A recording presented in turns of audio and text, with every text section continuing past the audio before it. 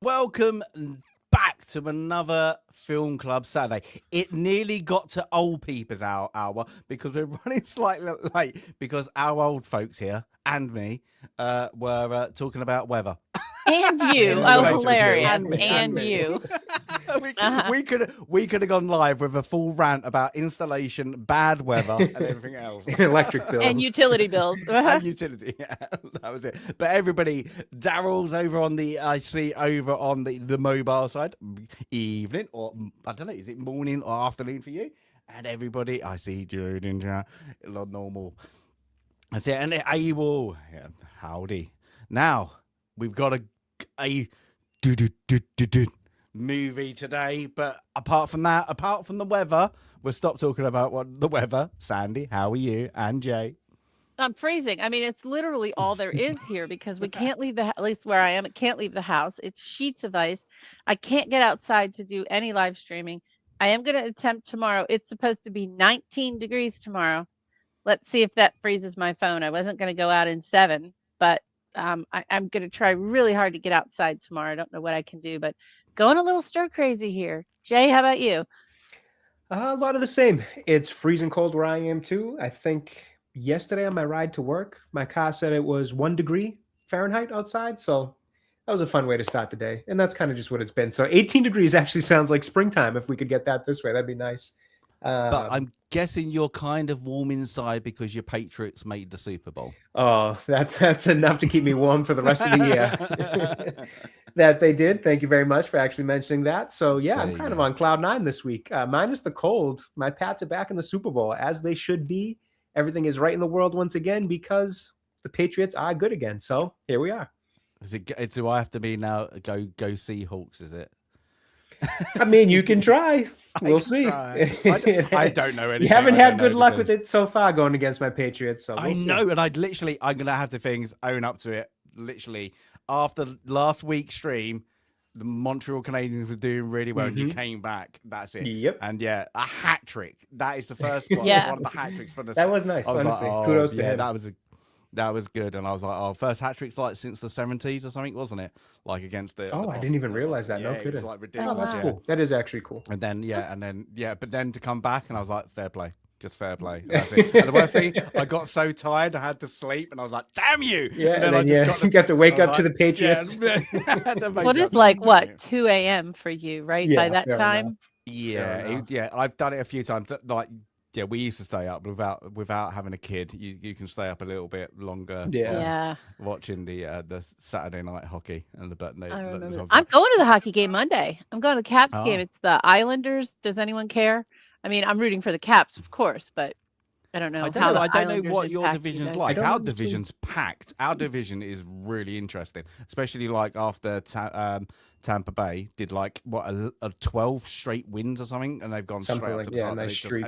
And it completely compacts everybody. So it's like the run into the playoffs is going to be quite good. There we go. We've gone on to hockey again, sports straight away. Literally, weather. Let's see. What was it last time and like that? We have to do like the intros. What they actually like. What put the little temperature indicator up in the corner in Baltimore, Boston, and London. Yeah. Temperatures.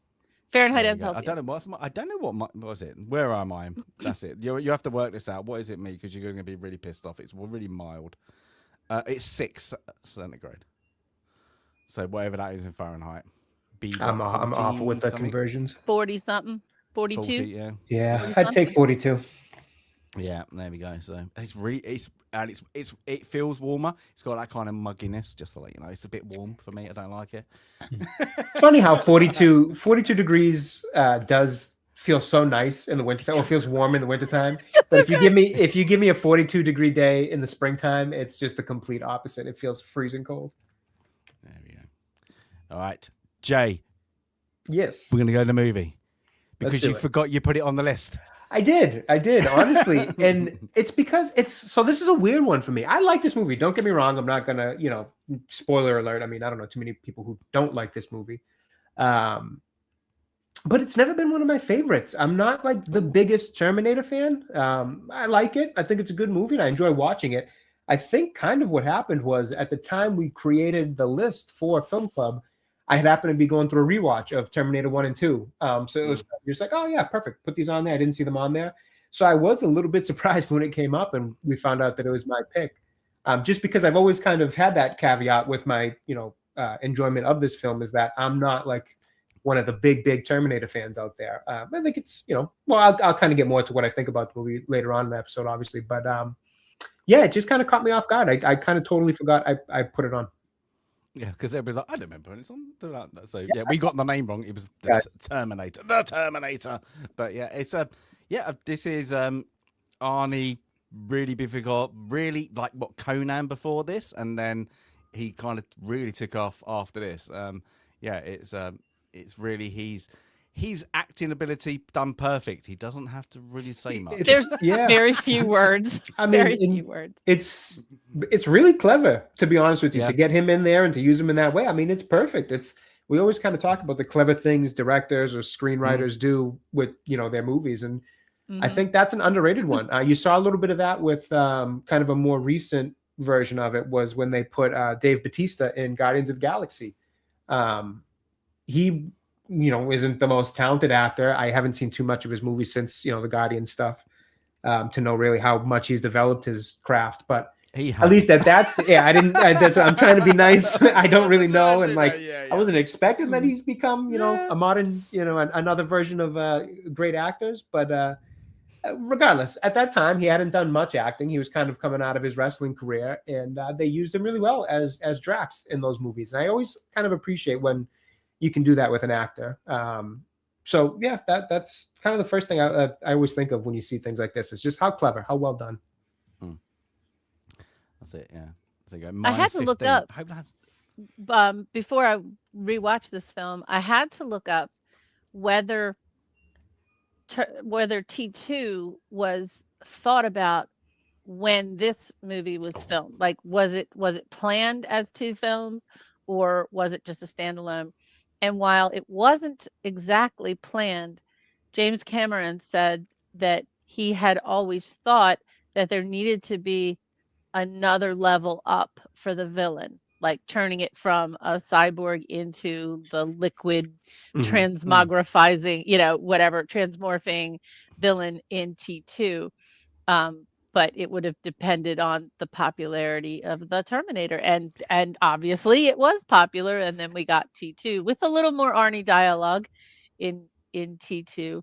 But he had also been Mr. Universe before any of these roles. Yeah, he was Mr. Universe. That's a good documentary. He's one about. I've not seen it. Oh, I should. Really good.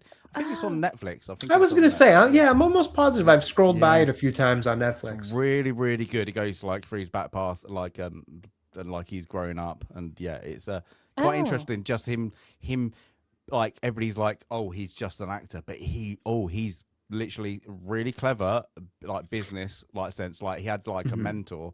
Sorry, we're going on Arnie thing, and he was like, what you need to do is get to LA. When you get your first job, that gives you money. Start buying real estate. Yep. So it's just like, in LA, Beverly Hills. Yep. Do you know who else did that? Okay, there is a documentary many years ago about some of the Hollywood kids who actually turned out well. The very few of them who did. The Silver Spoon kids, Ricky Schroeder, and then later Rick Schroeder on, was it? He was in one of those, not Law and Order, one of those other ones. Anyway, he did the same thing with his kid money. He bought He bought land and he bought Taco Bells. The kid owns like more Taco Bell. He's not a kid anymore. He's my age. He owns like a ton of Taco Bells. And so he didn't have No to kidding. work that much because he was buying stuff, buying real estate, like using the money and investing it, not just throwing it away like the rest of Hollywood does. So Or like Odell Beckham Jr. He was just saying how the other Oh my day God. how $100 million NFL contract just ain't enough to get by anymore. It's not enough. Oh my God, ODB, what's wrong with you? Yeah, it's not. Sorry, gotta love I that. thought I was going mad, but I'm sure I'm hearing Twinkle Twinkle. Oh God, sorry. Yep, it's the white noise in this house. Oh my God, I was like, it's crazy to me that this mic. This is a crappy USB mic. This is not a special mic. I can't believe sounds it picks good. it up. That's a really good good. mic. Yeah, You've got a it's good good mic. to know. I'm like, I can hear this dinging in the Yep, background. I was like, that's the and every that's time coming I'm like, from the baby's what room. is it? And it's like, oh my, but that is some good pickup. That is really good. I guess it's high pitch though, but yeah. Anyway, it's funny that we don't even it's on literally 24/7. We don't even know. Oh, It's you just don't hear it. completely become like the elevator. Like they're my wife and the baby are actually out right now. They just went out to go visit a friend of ours who just also had a baby. So there's like no need for it to be on. It's just we never turn it off. It's just we never notice it. It's mad. That's mad. Yeah, that's funny. Yeah. But back to Twinkle Twinkle. Back to Terminator. Oh, I forgot. It would be a different movie. Okay. Twinkle Twinkle. How many of us forgot that this year was 2029? In my head, I thought it was 2060 something, right?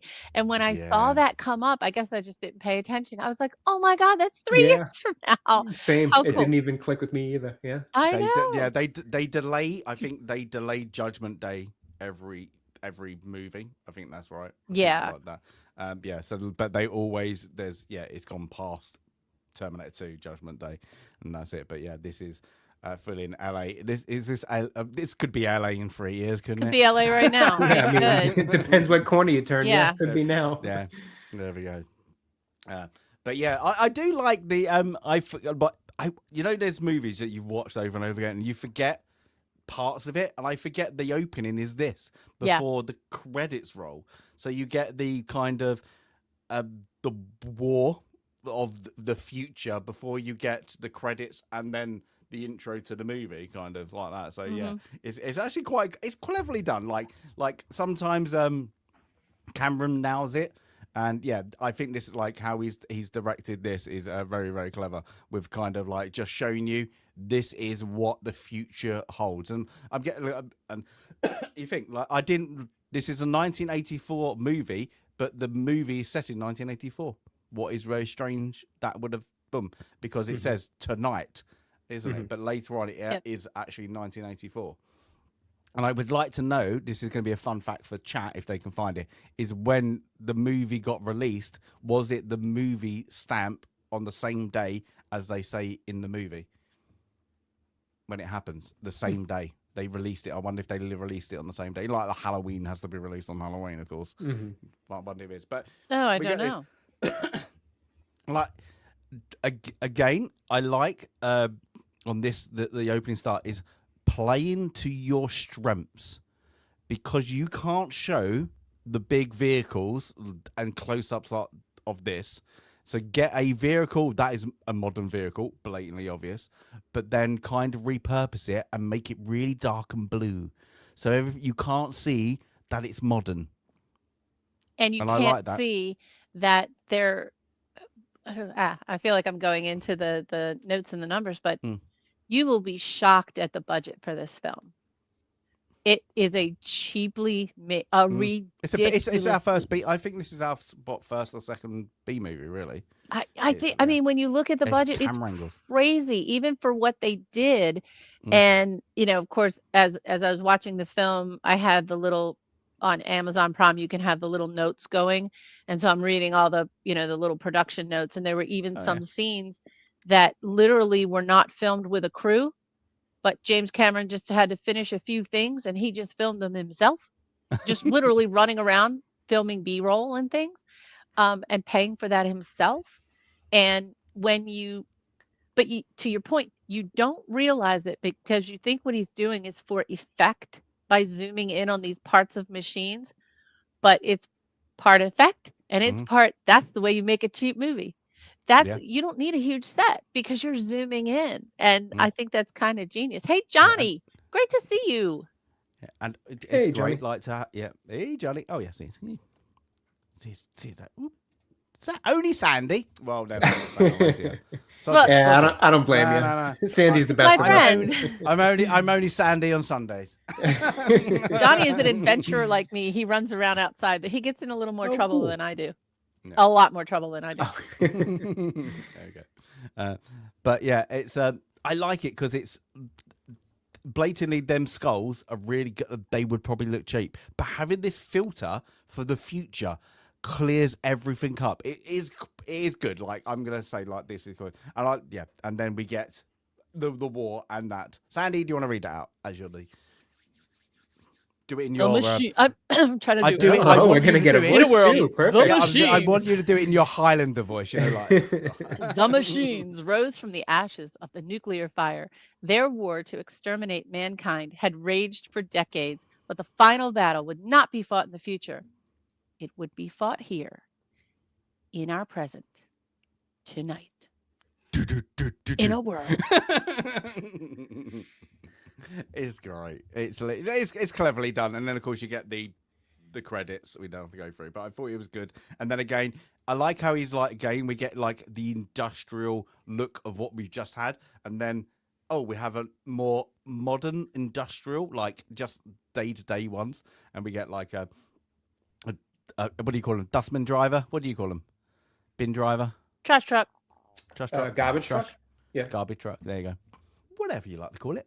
It's one of those. And the guy, middle of the night, picking up the trash, and then of course we just get the electric storm, and clever because you can do it post production. You know, a little bit of like all you have to do in the movie like that is just flash lights. And film a Mhm. dumpster. Yeah, How cheap is that? I mean, you're filming a trash truck dumping a dumpster. Easy enough. Yeah. And then you get like, what's going on? And then we get our first kind of silhouette kind of, and then Arnie kind of gets in. And I do like the look, and I forgot this, and I like he's like I'm gonna sound a bit odd. I like how he's clean shaven.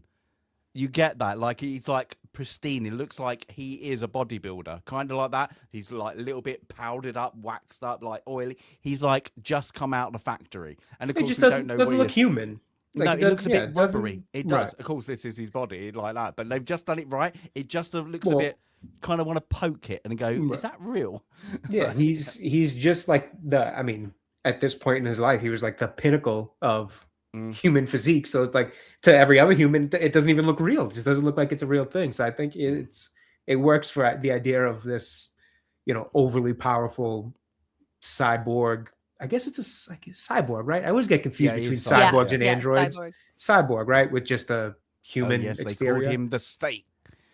It's literally like he's from just a different world. He just doesn't look like any human you've ever seen. That's it. Yeah, it's just it's so rubbery, and I like how he's automatic. Like he does really like how they kind of done the casting again for him, but because his bone structure is so like chiseled, it does look like it's what a computer would do. And I think that's great. Mm-hmm. It's just like he kind of like works, and He moves robotically a little bit. Yeah. If But you were to moves ask a because he's big. computer, if you were to ask a computer to create a human male in peak physical kind of condition, it would look similar to this rigid jawline and the muscles, the whole deal. I mean, it would be something like Arnold. He trimmed down in Commando. Probably trying to be a serious actor. But yeah, it's good. Look at that. Good timing. We don't get the bum shot. Oh, sorry, Sandy. No, I'm okay. Thanks. But now we get our late Late great. yes, late and great. Man, when did he die? He died It's what? like 2 years who- ago. I Like wasn't- years ago. Like ages I'm ago. not familiar with who this was. This Bill is Bill Paxton. Paxton. Bill Paxton. Believe it or not. With the blue hair, that's Bill Paxton. That is Bill. That's Bill Paxton. Oh my God, he died 8 years ago. A little Was it 8 while years ago ago? now. Was that- yeah. 'Cause I believe we looked this up when he 2017. came up in a different movie. Yeah, I he's- did is he- not he's number realize 2. that was him. Yeah, this is Wow. where he got in there and he was part of the crew, a runner or something, and they were like, we just need somebody to do something. Can you be this bit? And these guys were like, none of them are actors. They were like, can you do this scene? No And he was like- kidding. and that is it. And that's how his acting career kind of took off, just because. I did not recognize him in here Yeah, I don't at know, all. yeah. Wow. Yeah. Well, And then of he course, would end yeah. up being in Titanic too with Cameron. So go figure. There you go. Yeah, you can Is tell he in there's a lot Titanic? of Is he? Oh yes, he is. Yeah, he's in yes, Titanic. the He's like There's a lot of yeah. connection. Yes. Go figure. Yes. with I didn't other know that. Cameron And films. and Aliens. Yep, other Yeah. Mhm. Cameron Mhm. / Galen Hurd films. Yep. That's it. I do like him in Twister. I do like that movie. I can't stand that movie. Well, let's Don't you not go like into it? that. Right, it's not on Nope. the list. But it's a fun movie. It's a fun. No, silly it's movie. not.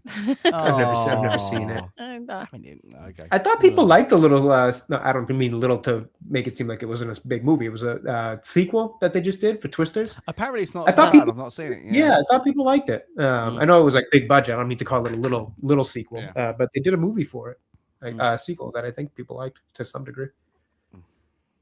And I think, but on this, they see a naked man approaching you, and I do like you laughed that off in the 80s. Now, probably like that. No, I mean, must say, you probably shouldn't have laughed it off then either, and definitely not when he's as large as Not when he's Arnold that is here. big. Yeah, That's I what I'm think the saying. worst thing you could do is laugh at this guy. I'm probably just turning and running Yeah. as fast as I can. And hope that Seriously. he's too big to catch me.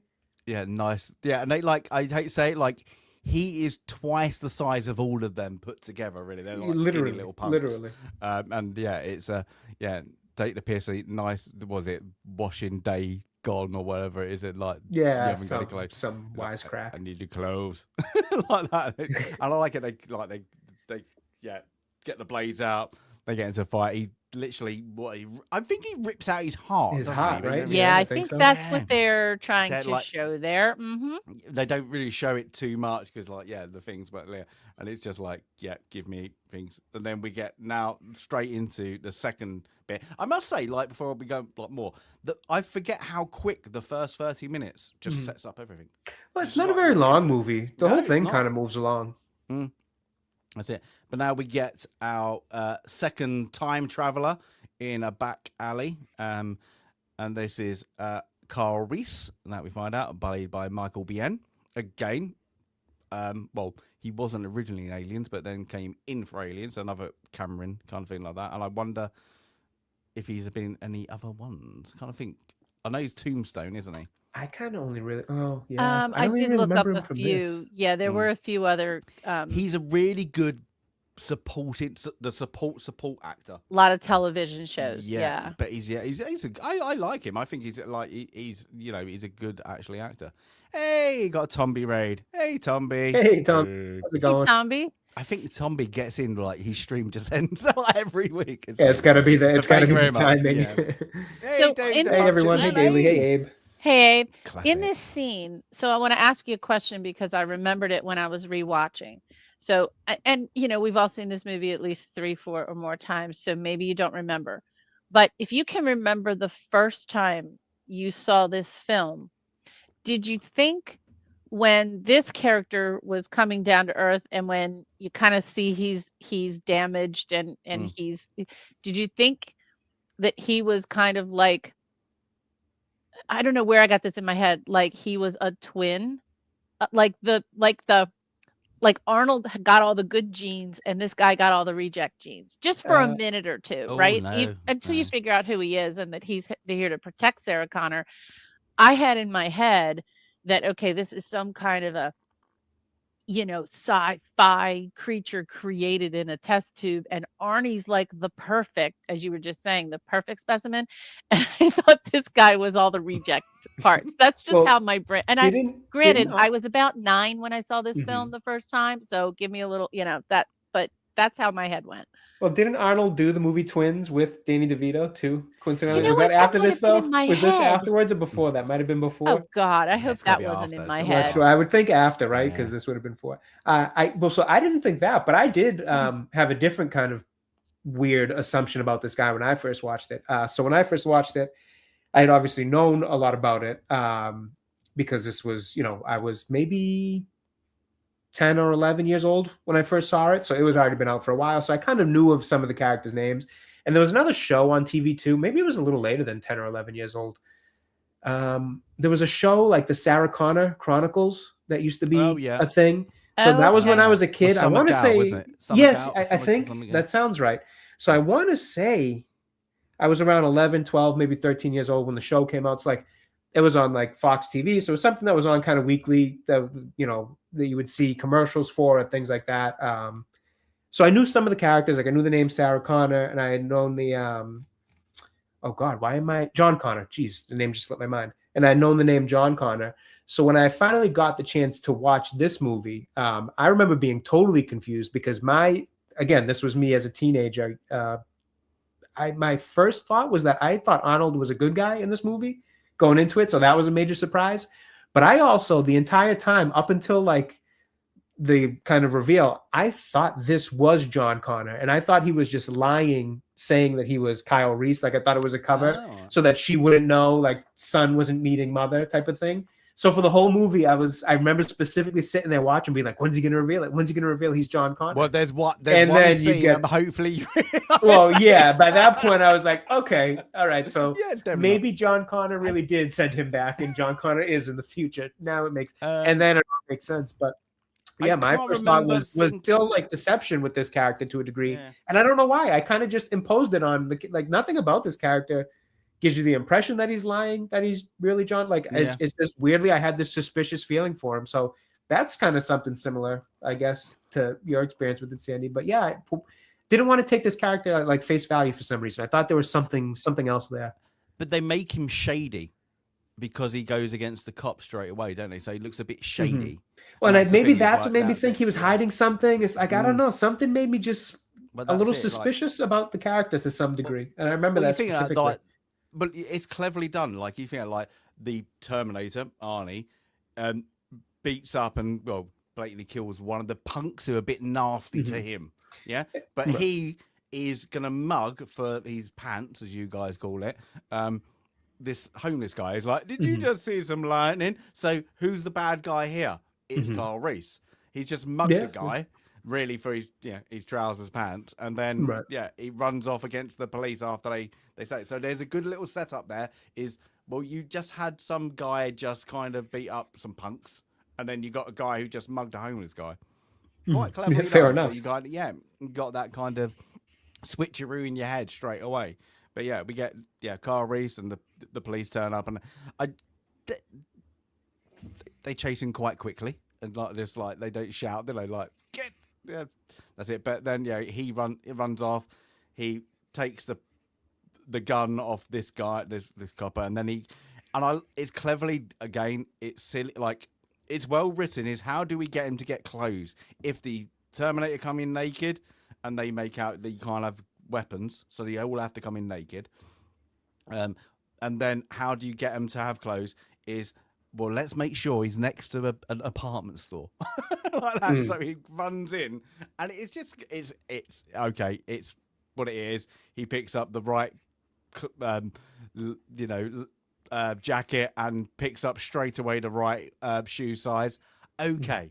I don't care. It's like the Harrison Ford movie we watched, The Fugitive, when he goes into the guy's hospital room and he gets in all the clothes just happen to fit him perfectly. And it's okay. Suspend a little disbelief, sure. Yeah. At least in this one, you can make the argument that he has options. He didn't just grab. He looked at the size. He looked at his foot. It took like a minute. But he perfect. He found a fresh pair of Nikes because, of course, we needed that product placement. Yeah, that was that 100%. Literally the slow. The strap of the and I was like, I was actually thinking, I was like, they're good. I would like to have them now. They actually do. They're a nice. They're a classic pair. Yeah, but he jumps off, and then. What police vehicle in LA gonna not lock their doors if they've gone after a suspect? Just saying. Is this a thing? Is this a thing in America? I don't know. Maybe back then when cars didn't automatically lock and they're in the haste of it all. Yeah. I guess. Yeah. You could sell me on like the chaos of it all, they just ran and didn't think of it, and these guys don't Yeah. automatically Well, lock. So, Jay yeah. can actually say the old days because he wasn't even born in Yeah. 1984. So, This is true. This is true. Yeah, back in the days. Me and Sandy are saying.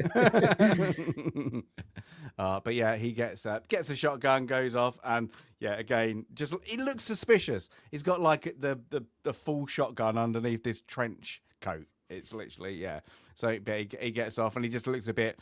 I like it because he just looks a bit shady, and everything around him looks a bit downgraded. So wherever it is in LA, I don't know, but it just looks a bit. It looks a bit like LA. It looks a bit crap. It does. It just looks a bit. Ugh. But yeah, he goes in, and goes into the phone book, and then we see the first sign of the Sarah Connors names, and he rips it out, and then we get Linda Hamilton in, as I said, Jay's haircut. I kind of want that now for you, Jay. I could do it. Honestly, I've got enough hair to do it. I could. That's some backcombing. Sandy, Can were I you a say it now? backcomber? Can I say it now? This movie is so 80s. It is, And I love 80s. it for it. And like, all these people in this film, her roommate, her roommate's boyfriend, all the young adults in the club dancing, they were all like the older kid. Like I was a little kid and they were the older kids. And, you kind of just, you're like, ooh, they dress so cool. Oh, they had all the good music. And yeah, this is so 80s. And we've got a lot of 80s coming up we've got another 80s coming. In fact, another 84 coming up. But now I'll tell you what's not, maybe it was LA 80s, but you wouldn't be going around on a scooter if you were a girl. I don't know. The scooter. I don't even know what make. I can't see it, but I don't even know what make that was. I was trying to it's a very weird vehicle. Yeah, I don't know. I don't know, but yeah, that hair was everywhere. No, my hair was always up in a pigtail, always in a pigtail. But yeah, so we get what's the burger joint? Is that an actual thing? So this one, I don't know if it was Jeff's Burgers, but we have Bob's Big Boy. Does anybody in chat remember? Okay, if you're in the United States, on the East Coast, you had Bob's Big Boy, and I'm gonna find a picture. I've never heard of that. It looks like this guy, and it was a burger, like a sit-down burger joint. Yeah, like a sit. Oh, this is perfect. Okay, I've got the picture. But it was a sit-down, more of a family. Oh my God, all these ads. A family place rather than the ads. Okay, I'll bring it up later. Rather than like a fast food. It was a little better than fast food, if that makes sense. Well, this one seems to do nothing, but we find out she's a waitress. She's late for work.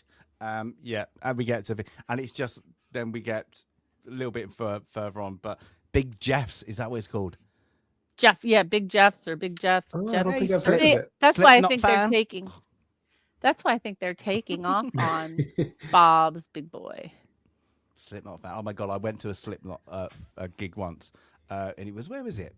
There he is. It's like the That's O2. Bob. Oh, there you go. Oh, there you go, Bob. Oh, okay. that was a real thing. Wasn't that from Austin Powers? Yes, Yeah. it's a real Oh, I thing. thought it was always for the movie. I didn't know that was a real chain. Yeah, no, news it's to me. real. Yeah. On the There East you Coast go. of the United States. Bob's Big Boy. Oh, I've never heard of it. That's interesting. But yeah, sorry, Slipknot. I remember going to Slipknot gig, and it was the first time they played in London, and the whole arena turned into a mosh pit. It was so. Oh my word! It was literally that thing when you come out and you're like, oh my God, everybody's got blood on them. It was like it was ridiculous. And it was the greatest night of your life, right? I was at the back just going, oh my God, like because I had a couple of beers. I was like, I'm this. Me out of it. Like you're like, whoa. But what the worst thing is I remember they were good, like live, they were tight, but I couldn't tell you anything about it because you're just like, oh, this is just crazy. This is just crazy. All that not around you, I'm sure. Yeah, just like that, just doing like a circle pit. It was like, wow, that is crazy. But anyway, welcome, Slipknot fan. You just took my memory back to a Slipknot gig. There you go, so good. But yeah, so we get Sarah checking in, and then we get our first a visitor to a Sarah Connor of the Terminator, because he's got the the phone book as well, but he's going one by one. Oh no! He nicks a car first, doesn't he? Sorry, nicks a car first, and then we get the thing. So I jumped ahead. Sorry there. But we get anybody being waitress, waiter. No, no, No, thankfully. I used to work in a pizza shop, but that was it. I really admire their work, though. I couldn't do it. Just this crap. It's hard, man. People suck. People just suck, and you got to deal with them at their worst sometimes. And I wasn't a fan of even being in a pizza shop. Never mind the crap poor waitresses and waiters have to deal with. You got the wrong order. Like, yeah, okay, and then just the kid just there, just put his. I'm gonna put my ice cream in your pocket. Like that, and she spills like whatever drink, and it's just like, oh my, like you feel sorry for him. You're like, oh, and it's bad. And I'm gonna say it like for you guys in the US, who are waitress and wait, you have to rely on tips. Like it's like, oh, it's just like the shit you must have get, and you're like, and I always bless them. I'm like, even when somebody's being like, you know, that sarcastic nice, and they're like, I bet they just go out and just go you have to get a pillow and just scream into that pillow, and like that. It's just so bless them. Especially if you're working at one of these places where it's just like, oh, everybody just wants a bit of cheap food and they're absolutely crap. That's it. But yeah, there we go. And then we get the American pastime, a lot of weaponry. I like that. It's Uzis, everything. I like it. Like he's every single. I don't even know the weapons. What he actually says, like what he comes out with. It's for us foreigners, it's a bit not our vocabulary. Fair enough. He knows all the laser points, all that. The only one I knew was the Uzi because that's always used in. That's it, and a shotgun. And this guy, what has he been in? He's been in like loads of movies. Like as always, that kind of store keep kind of person. I'd have to see. Yeah, he's one of those ones that's been in everything, but he's like that minor role. But yeah, it's the old. What one do you want? I want them. So you know, when I looked him up, because he does look so familiar, he's been again in a lot of television shows, but not as many as I thought. Like I think maybe I might be confusing him with someone else as well, because he's not in as many as I thought. Oh, he's in Gremlins. Is he? There you go. I'm trying to look him up, but I can't see his billing, like what his character's name would have been. I'm not seeing like clerk or gun shop owner or whatever. Oh, pawn shop clerk. This might be it. Was that what we consider that? Okay, so Dick Miller, I think might be his name if we've got the right guy. Yeah. I just didn't see him in too many. Like it was a long rundown of a lot of TV shows. In a 30 watch range. Only what you see, pal. Only what you see. I'm not seeing too much here for him that at least I recognize. He has one of those faces because I think Small Soldiers. Like someone else. I might have recognized him from Small Soldiers back in the day. Yeah, it's always like those like. He was in movies. ER. There we go. Like yes, weird. Star Trek, Deep Space Nine. He did a couple episodes. Yeah. Interesting. Batman. Lois and Clark, New Adventures of Superman. Okay, so okay, so there's a couple things. Yeah, I would have seen with like ones. Yeah, the Flash, Mask and the Phantasm. That's 90s one. But yeah, if you go back, Moonlighter. Yeah, in a space. He was cab driver, so he's in. Oh, we've got a link. Okay, we're gonna put him on the list. Yep, we got a link. And the Next Generation, he was in. He was just the vendor. Gremlins, he was in fact in Gremlins. Vendor. Yeah. There we go. Interesting. But like, yeah, he's one of those ones. Like he always seems to be like, oh, he's in V. There you go, Sandy. He's in V. Oh, he was in V. We're gonna have to do a watch of V. I loved V. That's another '80s thing. Oh wow. In Garbage Man in the what? Is it the? In the the Burbs. They just made a remake of that, haven't they? That absolutely looks terrible, and I won't be watching it. I think I saw the trailer for that. Oh, just like I'm not familiar with the original one. Tom Hanks, and it's okay. It's a little bit funny. It's not very good, and then it doesn't. I don't think it'll work because it's only going to be funny because of the era it was in. That kind of quirky, 80s thing. But anyway, back to the buy everything, and then pick. Now, I'm not being a bit rude, but would you have the ammo next on the counter whilst people are buying. No. No, exactly. And especially the gauge he needs for the He's like, shotgun. you can't do that. Yeah. You can't do that.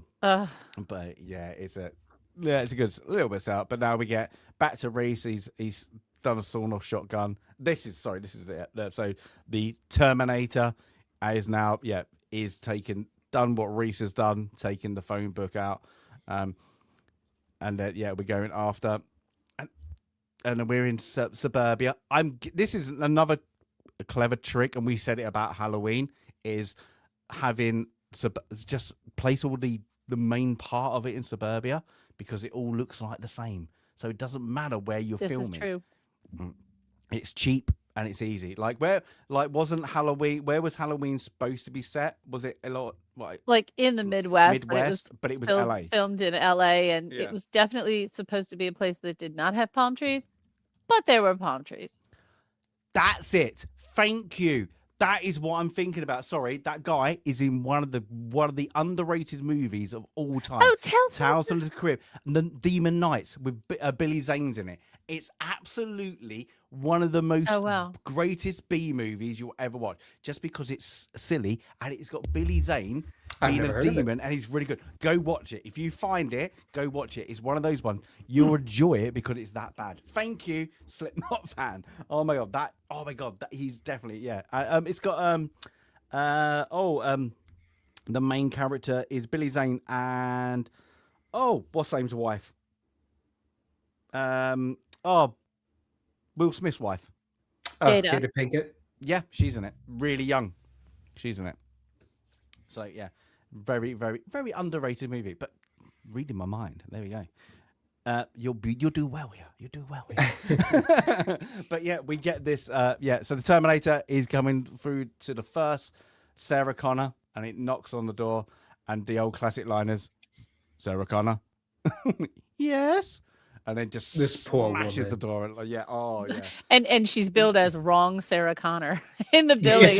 Wrong. This Sarah poor Connor. woman can't catch a break. This poor Sarah. But yeah, we get, and it's just done. And then back to the restaurant is, come with me, you're dead. And there's a news reporter. Yeah, Sarah Connor. Children out, and they're like, oh yeah, very funny. Yeah, it's whatever. Yeah, that's it. And then we get back to Reese. And I like this. This is quite clever. He goes to steal a car, needs to have a timeout. And again, he's using the night and the mechanics again to show the future and the past. Mm-hmm. And it's like that. So we get a building site. And then, he's dreams. He goes into dream state. And then we get kind of, he's part of the future rebellion, or whatever you call it, resistance, into that. And we get it's good. It's just showing a future war. And again, it's done really cheaply. It could have been done at a dump site. It probably was. Yeah, that's it. Yeah. Just somebody's backyard. And because you can see, and I keep saying it's clever. When you want to save money, is what you do is you make it a different color, but you make it really saturated black, and then you put fog in the background so you can't see anything in the background. I've got a fly in here. It's really annoying me. You know, which film did we talk about that extensively used fog because they were super, super cheap? Monty Python, that's Holy Grail. Yes. All the fog was really just because they're filming everything in the same plot of land, but they could film it from different angles and just keep throwing in the fog. Just keep throwing in the fog, and that's how you make a cheap movie. Yeah, but it's good, and we get just a battle. We're seeing the battle of the future, and we don't again these are blatantly probably on wires, but they look menacing. They're futuristic like that. We don't need certain the laser beams that we kind of have seen. Getting on where of course we get the resistance are still in 1980s vehicles. There's no Ubers or anything like that or whatever. I'm sure the Tesla. You know, as So you you- do in a war, the first thing you destroy are the manufacturing plants. So I'm sure the Yeah. robots, either the robots destroyed the car manufacturing plants or the robots were the car manufacturing plants. Dun, dun, dun. But I'm guessing Yeah. if you actually think about it, you would actually have to go for an 80s or 90s car, because if they had a computer system into them, they could be hacked. Ah, true that. Yeah. So there you go. Now, see, the film makes more sense for modern day. There we go. But we get a bit more up, and then we kind of get the shoot up, and then of course he wakes up and like in terror, kind of like a night terror, and then we get back to 1980s, getting ready, and we get Ginger. Sorry, I actually forgot to start the poll. We get Ginger and Sarah getting ready for their 80s things. I do love that. Sandy and me, maybe not Jay, those old hair dryers. Look at, I just love that. Like really pathetic, didn't dry your hair well. A hair dryer with asthma. That's it. But yeah, we get now.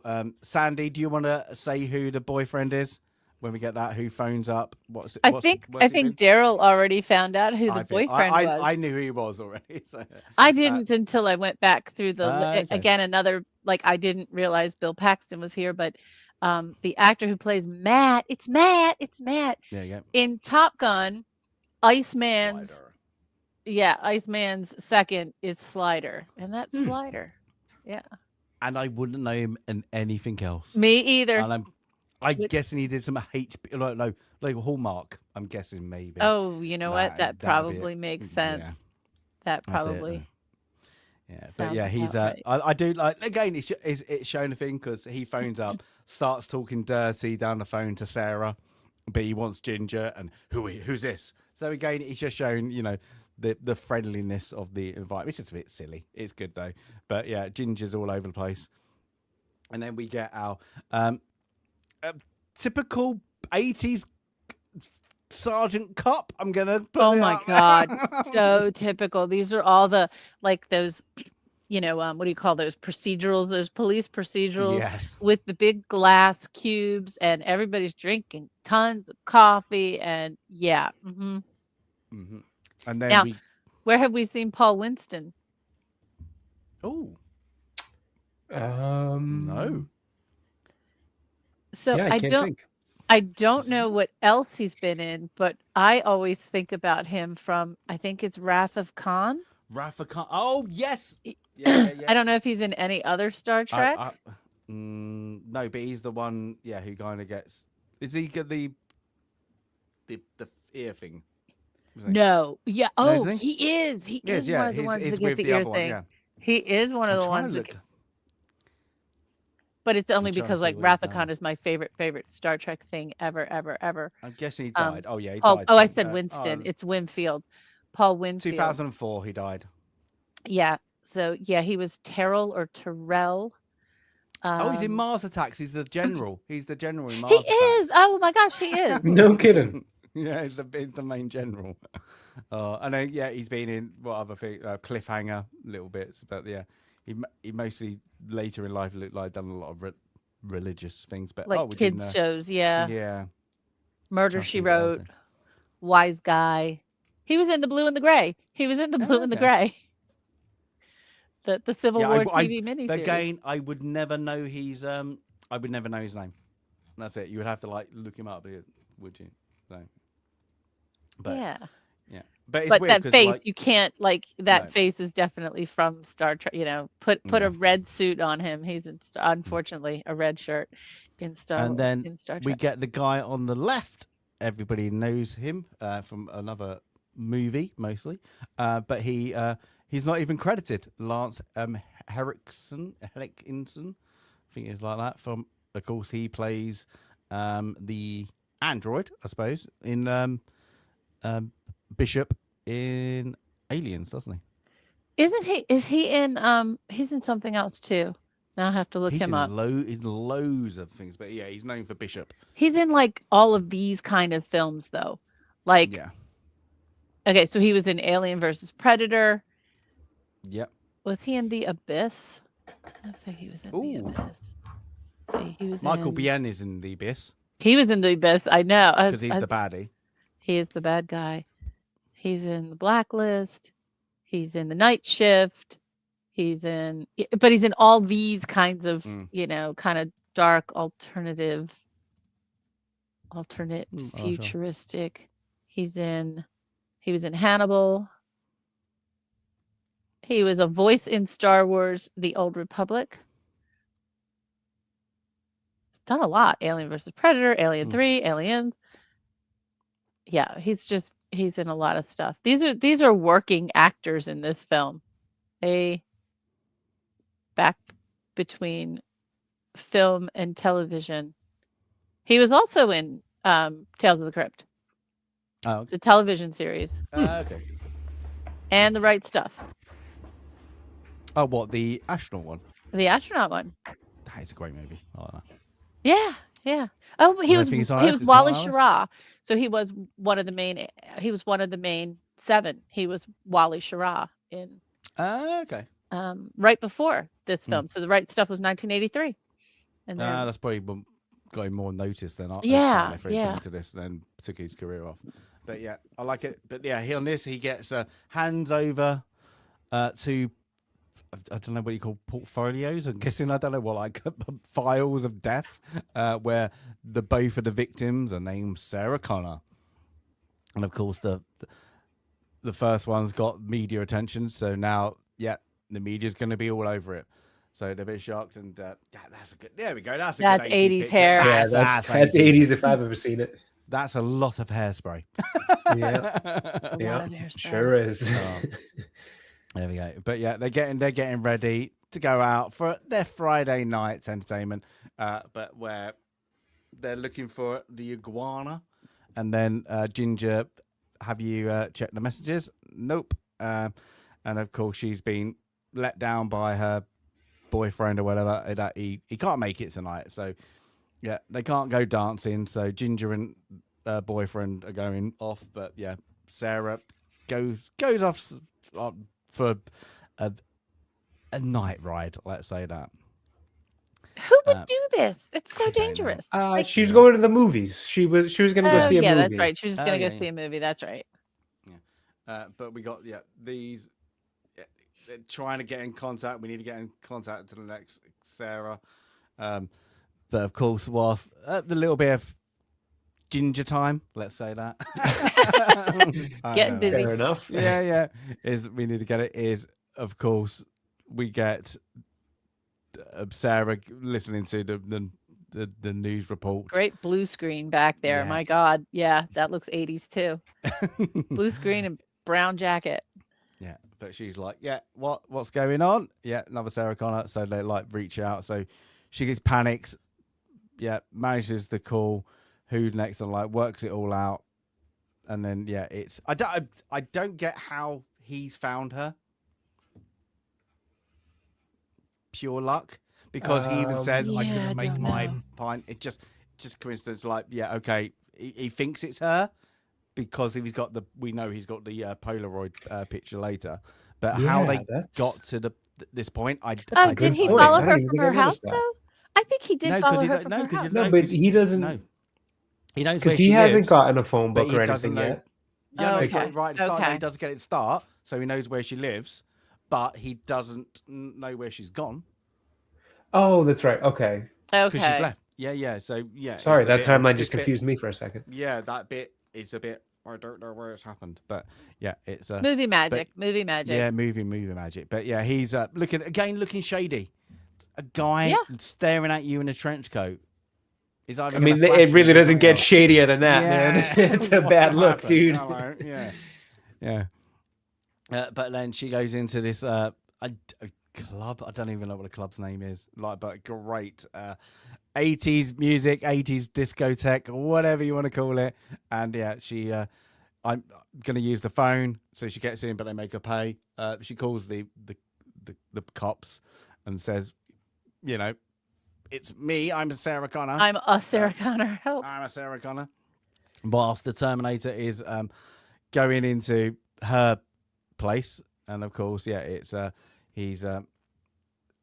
she likes her Walkman. Let's say that. So she's dancing away, Okay, making so a bid come in. I do have to point something out about the Walkman. I Mhm. feel like they set up the whole weird, like she uses it in weird spots while she's getting ready. Apparently, also while she's getting busy. She's got this headphones on, and it's odd. And I feel like it was all just to set up the idea that like she wouldn't have heard the Terminator like sneak up on her in the house. And I feel like you didn't need the other two instances that had her with the headphones on. Every time I see it, I feel like those two scenes are weird. To be getting ready in a bathroom, standing next to somebody with headphones on, and then to be intimate with somebody also still wearing a Walkman is just very odd. And I don't know why they felt the need to do that. Just to get, like, I think it's fine to get the idea of like, oh yeah, she got up in the middle of the night, popped some music on, didn't want to wake him because it's late, and went and did her thing. Like, I think that's perfectly explainable enough. I don't think you needed the other two weird uses of the Walkman. That always bothered me in this movie. I don't know why, but it does. Arnie's going to be the party pooper. I think they've already had their party. Yeah, the party's over.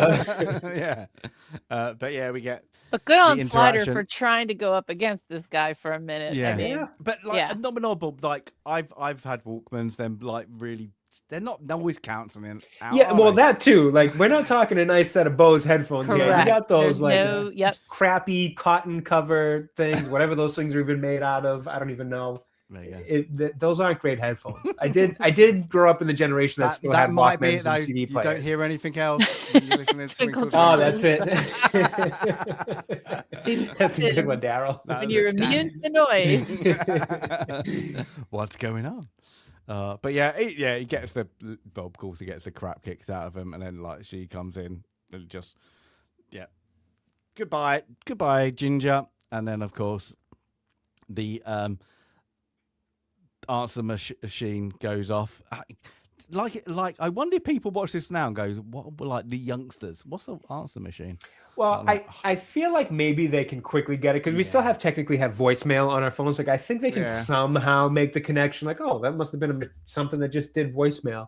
Yeah, but I rewind and delete the messages. Yeah, like it's similar, not quite. It was the first version of it, so I like to think they can still figure it out. But yeah, maybe they have no idea what it is. You go in, you see the flashing light, so you press it, and then you're at home with your parents, and then they're I deleted it by accident. Now I've got to remember the message. What was it? What was it? Like, damn it, I can't remember. Yep. I'm bloody 13. I didn't mean to press the bloody button. Or you might have gotten another old person moment with Jay and James. See, that would be me now forgetting the messages. That's what would happen now. My experience used to be you may have ended up in the principal's office at school that day. So you got to race home to make sure you can delete the message before the parents hear it on the answering machine. I've been there a few times. There we go. Oh, look at that. That's a good old classic one. Good Lord. Look at that thing. Big they used to be. Like, they used to be huge. It's like, why? They're just a little recording thing. It's mad, isn't it? But yeah. See, we didn't have one because, and God bless my parents, the theory was if it's important, they'll call back. And you know what? Yep. You don't need it. Just like today, like, well, back in the old days, we didn't have a phone everywhere we went. You know, I turned off my mobile is because half the time it is your parents going, "Hi, it's Dad here. Just calling to see if you're around. I'll call you later." So I don't need the message. Why am I getting a message like you're gonna call me back anyway? I'd rather get ones like that than mine. That's literally, I just got the message this morning that my mailbox is 98% full, and it is literally 98% spam. Spam junk. Spam. We've got an offer for you. We've got an offer for you. Yeah, your insurance is but then you got those ones. You look at it, go to why is that message 20 minutes long? And it's somebody's butt called you. Yeah. Like, my dad does that. My dad and okay, I'm gonna have to out myself here. Go on. So I apparently, and I didn't know I was doing this, when my kids were little and I would pick them up from daycare after work, they had their own like CDs of all these kids songs. Jay, if you haven't met Dog Train yet, and the songs by, I think her name is Sandy something, but anyway, so she's got all these cool kids songs and they're fun and so we'd put the thing on and we'd start singing and we'd sing really loud just for fun. Mm-hmm. Well, I was doing that and I called one of my customers who thankfully thought it was hilarious and the next day told me. He That's asked me funny. because there's the thing about the dog train is like you can find a fat dog, a skinny dog, this dog, and that dog. You know, it goes through all the kinds of dogs, and you say it really fast. And he says, "So Sandy, did you get a fat dog, a skinny dog, this dog, or that dog?" I Oh, was like, that's too funny. "Oh my god!" And all he heard was my voice belting That's out. great. Dog train. Yeah, Sandra Boynton. That's her name, Sandra Boynton. I have to. But I will great keep an kids ear song. out for Really if great that one kids ever song. comes across our radio waves here. There's also one about okay, this is going on a tangent. There's also one about the wheels on a truck, but a big 18-wheeler. And it counts 1, 2, 3, 4, 5, 6, 7, 8, and 10, 11, 12. And you go to 18. And then it does it in different languages. And then it does it in Roman numerals. B, B, B, B, I. You do the whole thing. And the kids do it. It's hilarious because you get through all these different languages and then you do Roman numerals. Anyway, sorry to go off on a tangent, but yeah, Jay, you've got a whole lifetime of kids songs to deal with besides Twinkle Twinkle Little Star. Yeah, good. We'll get some variety in the house. Yeah, that's it. But yeah, so we get the answer phone, but he realizes Sarah's on the phone, and he gets her because she left her an ID of what she looks like. So he now has the identification. But whilst the police are saying, "Stay where you are, we'll come and get you." Yeah, so I do like this. So this is a great scene. I think this is quite cleverly done. The Terminator's there, knows where she is from the thing. He breaks the hand of the guy, and then she's just sitting there, just waiting. And then we get the who we think is the slimy one. You know, kind of a bit iffy, Michael Biehn, Carl Reese, who's kind of off the bar, and then we get this slow walk of the Terminator, and she drops something, like somebody else drops something off the table, and it goes down, pick it up, and he walks past. It's a clever scene, and then but while she's looking, we get Carl Reese again. You're a weird man in a trench coat, just staring at me like that. And then we get the Terminator just approaching, and it's clever because the music isn't loud, but it's great. It's just that moment of realization when she looks up, and then he opens up. We get Carl Reese opens up, and then we get our first Terminator versus Carl Reese moment. And hell breaks loose. We get the Terminator. I do like how they make out. Well, he's out to kill Sarah Connor, but anybody else is just collateral damage. He just doesn't matter. Oozes up. I don't care about you. That's my target. You're in the way. If you're in the way, you're in the way. Some of the shooting is bad. Like, okay, I can understand it because he's supposed to be a machine, so he's not going to get kicked back. I'm guessing that's why he does it kind of, I suppose, like kind of gangster style. I'm gonna go like whatever, just throws it out there. But I'm guessing it's good for the look. He's got perfect aim too. Yeah, you know, he's got his cyborg eyes. He does. Yeah, but we haven't seen that yet, have we? So we haven't seen the computer system that in him yet. But so it gets on, and the approach is she's down by somebody, trapped her. And then it's the moment he gets smashed through, and then come with me if you want to live. If you want to live. Yeah. Again, it's one of those classic lines that like this. It's those two classic lines. Yeah, come with me if you want to live. If you want to leave. And the other one. We'll get there. And so they run off, and then we get again. This is what I'm going to say. Keep saying it's cleverly done, because if you shot something really bad, but then you want to make it from the point of view of the Terminator, but it's out of focus, you can use this. Make it all computery. Yeah. Yep. Just make it look like it come from him, but he's like slightly injured, slightly out of focus, and then back into focus because it's from his eye perception. It's clever.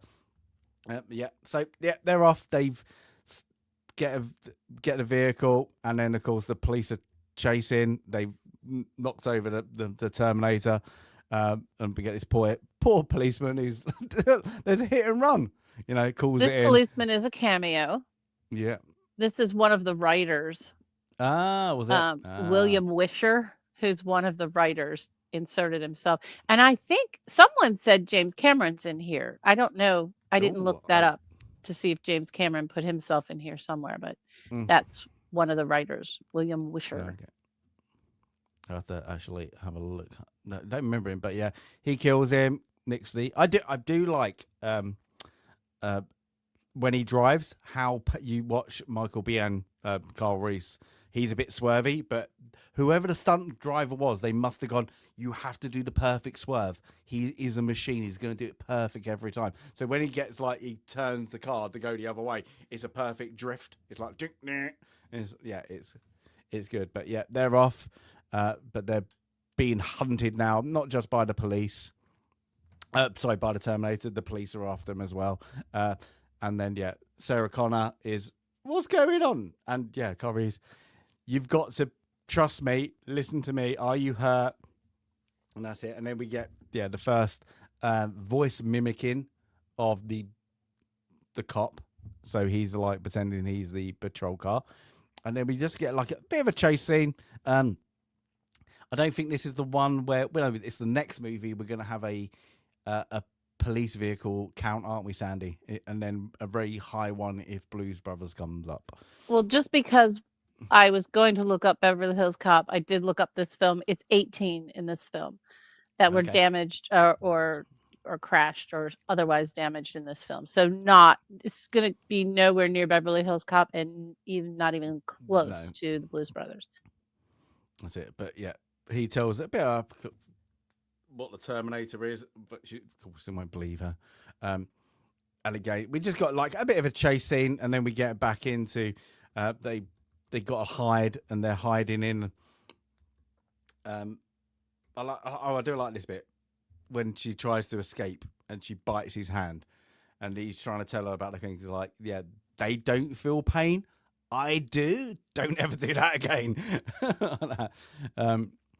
And yeah, it's a good little interaction because it's just showing like he cares about her, and the kind of like, but I'm trying to tell you about a danger, whilst of course the Terminator is trying to search, and it's good. The scope he does when he's driving, he's just doing that, like left to right all the time. And then of course I don't know why are you searching a car lot or an underground car park? And then they get lucky enough again. We've had it with a police car. Somebody leaves their window open. I'm guessing LA, they don't have many stolen vehicles. I'm just going to say back that. then maybe, I don't know now. I don't know. But they get in, and we get he goes to steal. We just get like a bit more of between them two, and what like the future, the past, and what he thinks.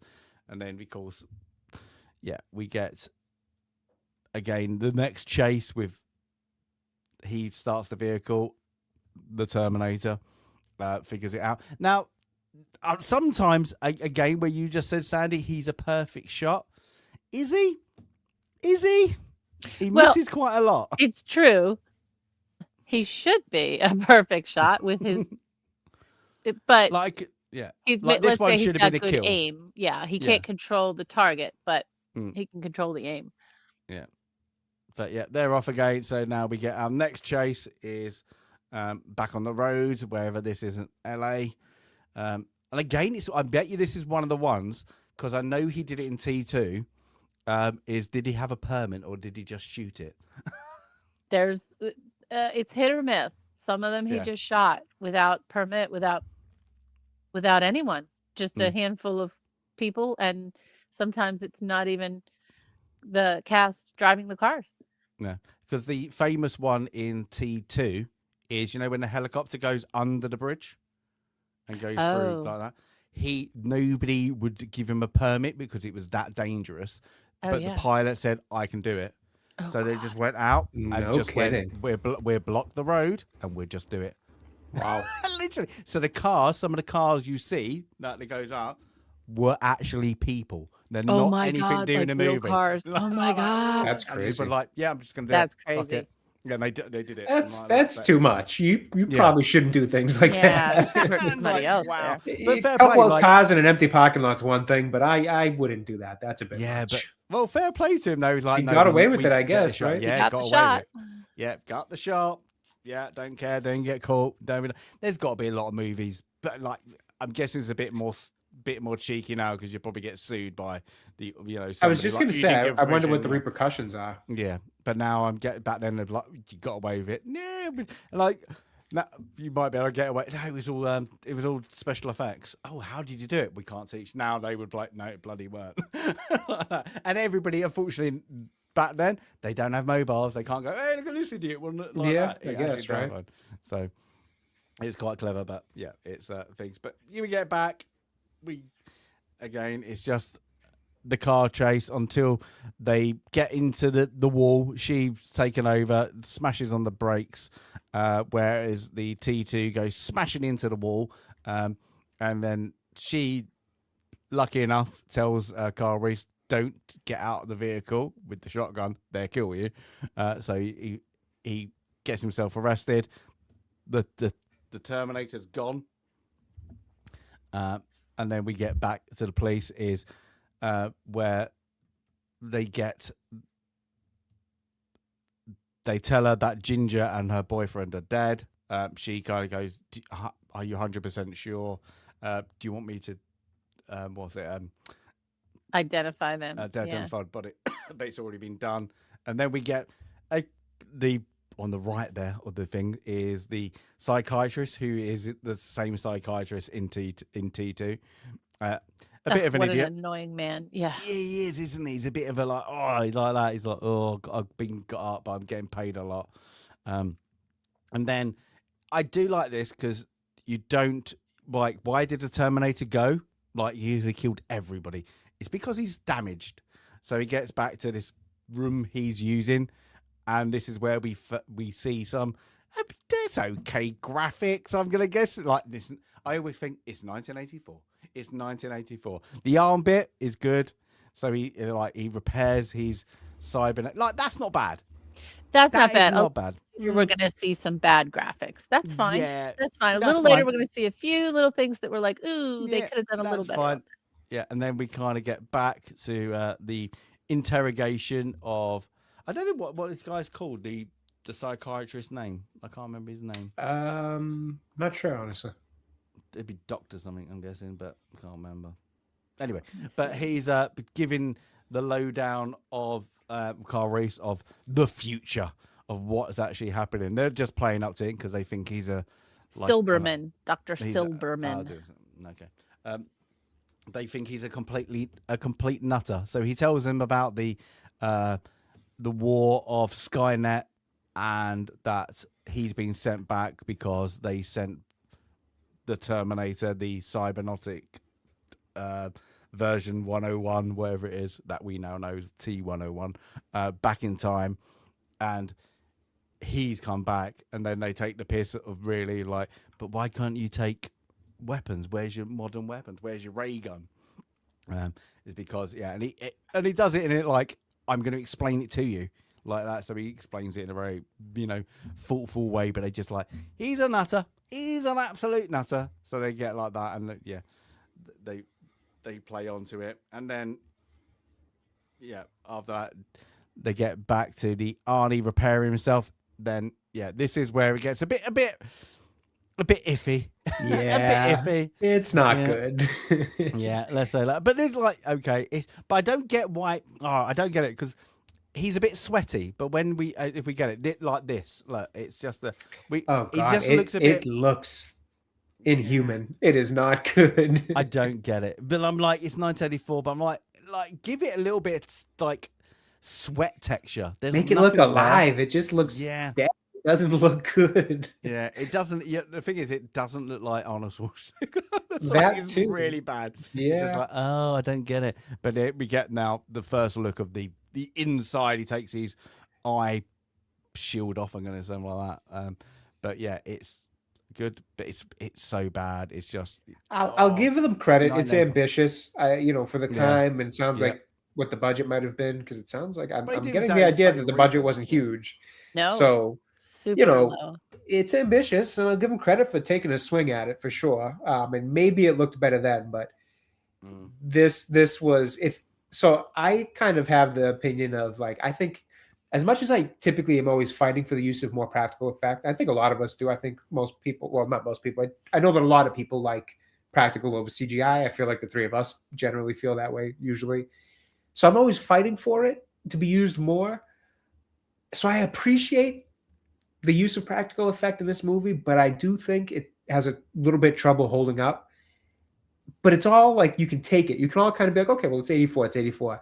This is the point where you're like, oh man, this is the real weak spot of the of the practical. Like, I don't get it almost makes you kind of then look back at the rest and be like, oh, maybe I can't let it slide as much. But because I mean, we've seen ultimately you movies can't. that are better. Right. Yeah. Right. And that's kind of where, but then again, it's like they may be better, but maybe they had a better budget or a bigger budget for that matter. I don't know. So yeah, it feels weirdly poor for practical effects in terms of this like time. 1984, I just would have expected a little more from this, I guess. I think they tried to get I want the inside and then have the cyborg red eye. But they could have just like not done it, shown it, just like blood, and then just showed the. Maybe just like a close up on the eye. Exactly. Yeah. Right. And then just seen like that. And then the glasses going over. Get away and then, with it. Yep. Sunglasses. Yeah. Yeah. The fake head just is really bad. Yeah. It's just it's a bit. Yeah, and I don't understand why. I don't understand why it couldn't be more Arnie. Yeah. Yeah, it's a bit like you have something like you can see like they had the to make it look like his eyes come off. So just make it like that, and then just have the inside. No, that's it.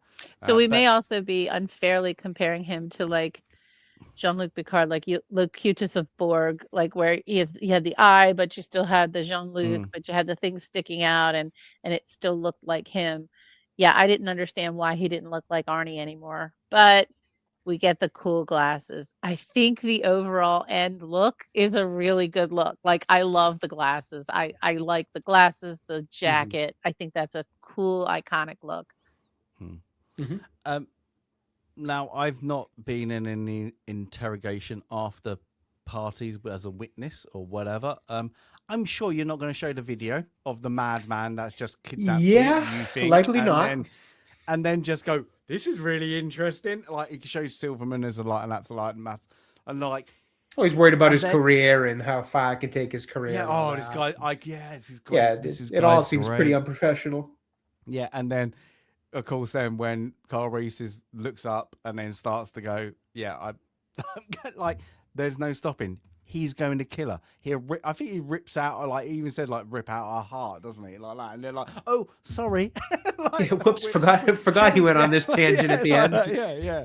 Yeah, forgot this absolutely. No, the second one was she got her head bashed in. And that was yes. So they're like, can we turn this off now? Yes, please. That's it, No, leave it like, oh, okay, yeah, he's shouting. But yeah, they kind of try and make out that with the body armor, he must have had body armor on. And then was it some drug? Was it PCP or something? I've never heard of it. So like that, he smashed these. That's how he smashed the window. They would have broke every hand. Did they? Whatever. Well, I guess I'm not just gonna. I don't want to start just saying random drugs on names on YouTube, so we'll just leave it at that. That suffices. That was a big thing in the 70s and the 80s. PCPs would make you go out of your mind, and you would have superhuman strength, and you could do a lot of damage. Yep. Yeah. So it would line up for a excuse in this. Never heard of it, but of any movies, but never heard of it. That's that. But yeah, she gets a little couch, little bit of sleep time. That's it. Whilst we get a little bit of the doctor leaves, literally coincide, and then we get the. This is where they kind of then. This is the iconic Arnie look throughout all the other movies. Is you're gonna put sunglasses on now because you look cool. You like why? That's it. But we get the desk clerk, the sergeant. Is I'm a friend of Sarah Connor. She's taking a statement. It's going to be a long while, so you're going to have to take a seat. And then everybody's used this line. Anybody want to say it? Anybody? I'll be back. I'll be back. And and he did it wrong. And that's the funniest thing. He said it wrong. Because he said a robot wouldn't say I'm, it would say I am back. So the actual thing was saying, I am back. And it was only Arnie who wanted, no, it has to be, I'm back. I will be back. Not like I didn't know that. Me like that. So yeah, it's I like his version Arnie. better, honestly. I do too. Yeah, I it's would be too like, back. oh yeah, it's. I mean, but again, what a simple. Who would have thought that would be the iconic line or one of two iconic lines from this film? I'll be back. Okay, big deal. The way he delivered it, and then what happens next? I would be back. I mean, who knows? Sorry, I didn't mean to interrupt. I just it just occurred to me. Is that his only line? 2 lines in the whole movie? He's got the beginning with the punks. He's got another one where he talks to the kind of maintenance guy outside of his apartment. Okay, so he does have a handful of lines, but I mean, geez, it's maybe 4 or 5 lines total. Yeah. I mean, that's it. It's not a lot. Yeah.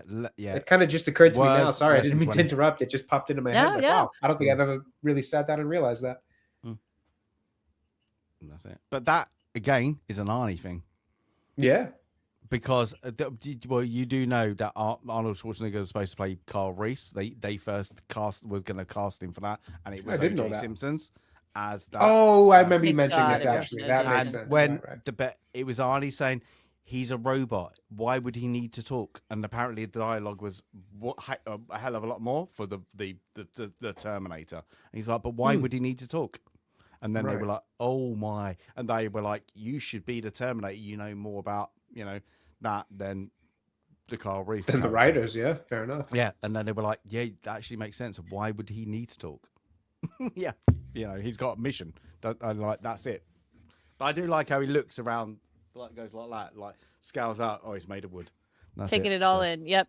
Yeah, I'll be back, and then goes back. Then of course we get the he's back smashing thing, and I like that. So we get a smash, like how far it would be away. And this is like, what is there, 30 only 30 cops. Yeah, great job. Yeah. LAPD. And, it just kind of takes them all like that. And, well, getting love in one shot takes out the electrics. Act clever, because I can see in the dark, you can't. And he just annihilates everybody. The 2 lieutenants or sergeants who've been interviewing it, they're dead. And he just goes on a little bit of rampage whilst Carl Reese is in another room. He gets out by knocking the guy out, and then rescues Sarah, whilst the Terminator's after him. They get out and they get the vehicle. How quickly hotwire a vehicle, whatever it is, it runs out of fuel in the middle of nowhere. They dump the car. And then, they use this little scene to kind of get to know each other a little bit more. Now, I'm not being horrible. If you've got a trench coat on and a T-shirt and a woman says, I'm freezing cold, and she's only got a really slight jumper on, are you giving up your jacket before you go to hug her? Yeah. Or you make it like a poncho? Yeah.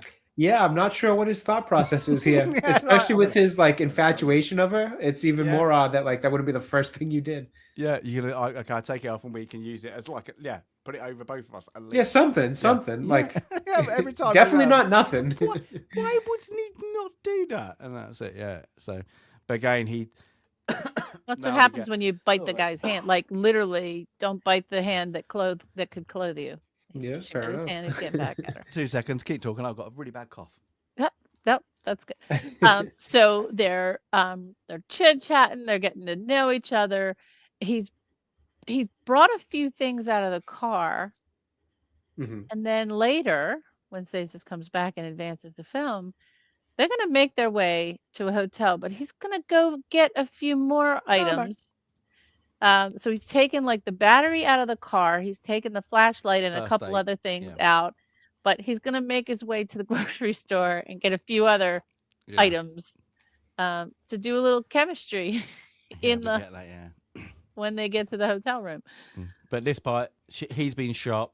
So she does a little bit of field dressing and he's very impressed. And then like that. But the first bit is she's, this is when he's kind of your son's your unborn child is called John, like that, and she's like, well, at least I don't have to think about a name. That's done then. Yeah, so we get back, And again, people he's- don't realize how hard that part of having a kid is. A Coming up lot. with a name is not easy. Yeah, but yeah, we get that, and then of course they're talking about the future and all that, and again we get like a bit of another. What do you call this? A flashback, but a flash forward. Flash forward. Flash forward. Well, Flash- technically, yeah. technically For him, it's a it's a flashback. Yeah, it's a flashback. flashback, Mhm. but a Yeah, flash forward for us. that's a good But yeah, point. we get now a little bit more of the life of them. We get we get one of them, somebody's with gets like blown up, but we get But you get this- why they're showing the blow up, because apparently it makes you. I guess you kind of learn the only way to get rid of these cyborgs is to blow them up. Yeah. Because that's she flung it, she got shot, and then the machine blew up into pieces. and then we get the human's life. So yeah, we get, and then we learn about the dogs. What's important later, because the dog things is that they use the dogs to identify the To tell the Terminators, difference. Yep. and then we kind of get this just the life of the humans, just like that. And I like this. Lucky it's got on this, but is like from the back it looks like they're watching TV, and then at the front it's just like that, and it's a fire. It's So the kids, fire going in yeah, there. little fire going. But again, look how you could, using the fog, using the darkness. There's nothing to this scene. No. It's just a bunch of trash and debris. It was very easy to film. Yeah. And That's it, and then- cheap to film. And Daryl's already shared in the chat the budget, $6.4 million for 1984 is pennies. Wow. No kidding. Absolute pennies back then. But No Yeah. kidding. cleverly done. Mhm. But yeah, now we get to see he opens up the Polaroid of Sarah Connor. It's like that he's been given, whilst the dogs start to bark in the background, and then we get our another Terminator comes in, annihilates everybody kind of in the area, and we get some fire, and they all wake up. And now I know my girlfriend. If I brush her hair off her face, she's gonna wake up and she's gonna be angry with me. Amen. 100%. What are you doing? You just woke me up. No, I didn't. Just brushing your hair. No, you woke me up. Yeah. So yeah, it's gonna be a moment. Yeah. So yeah, he wakes her up and then they're like, yeah, we got to get somewhere. And yeah, this is the second. The bit is the I think he's one and only left.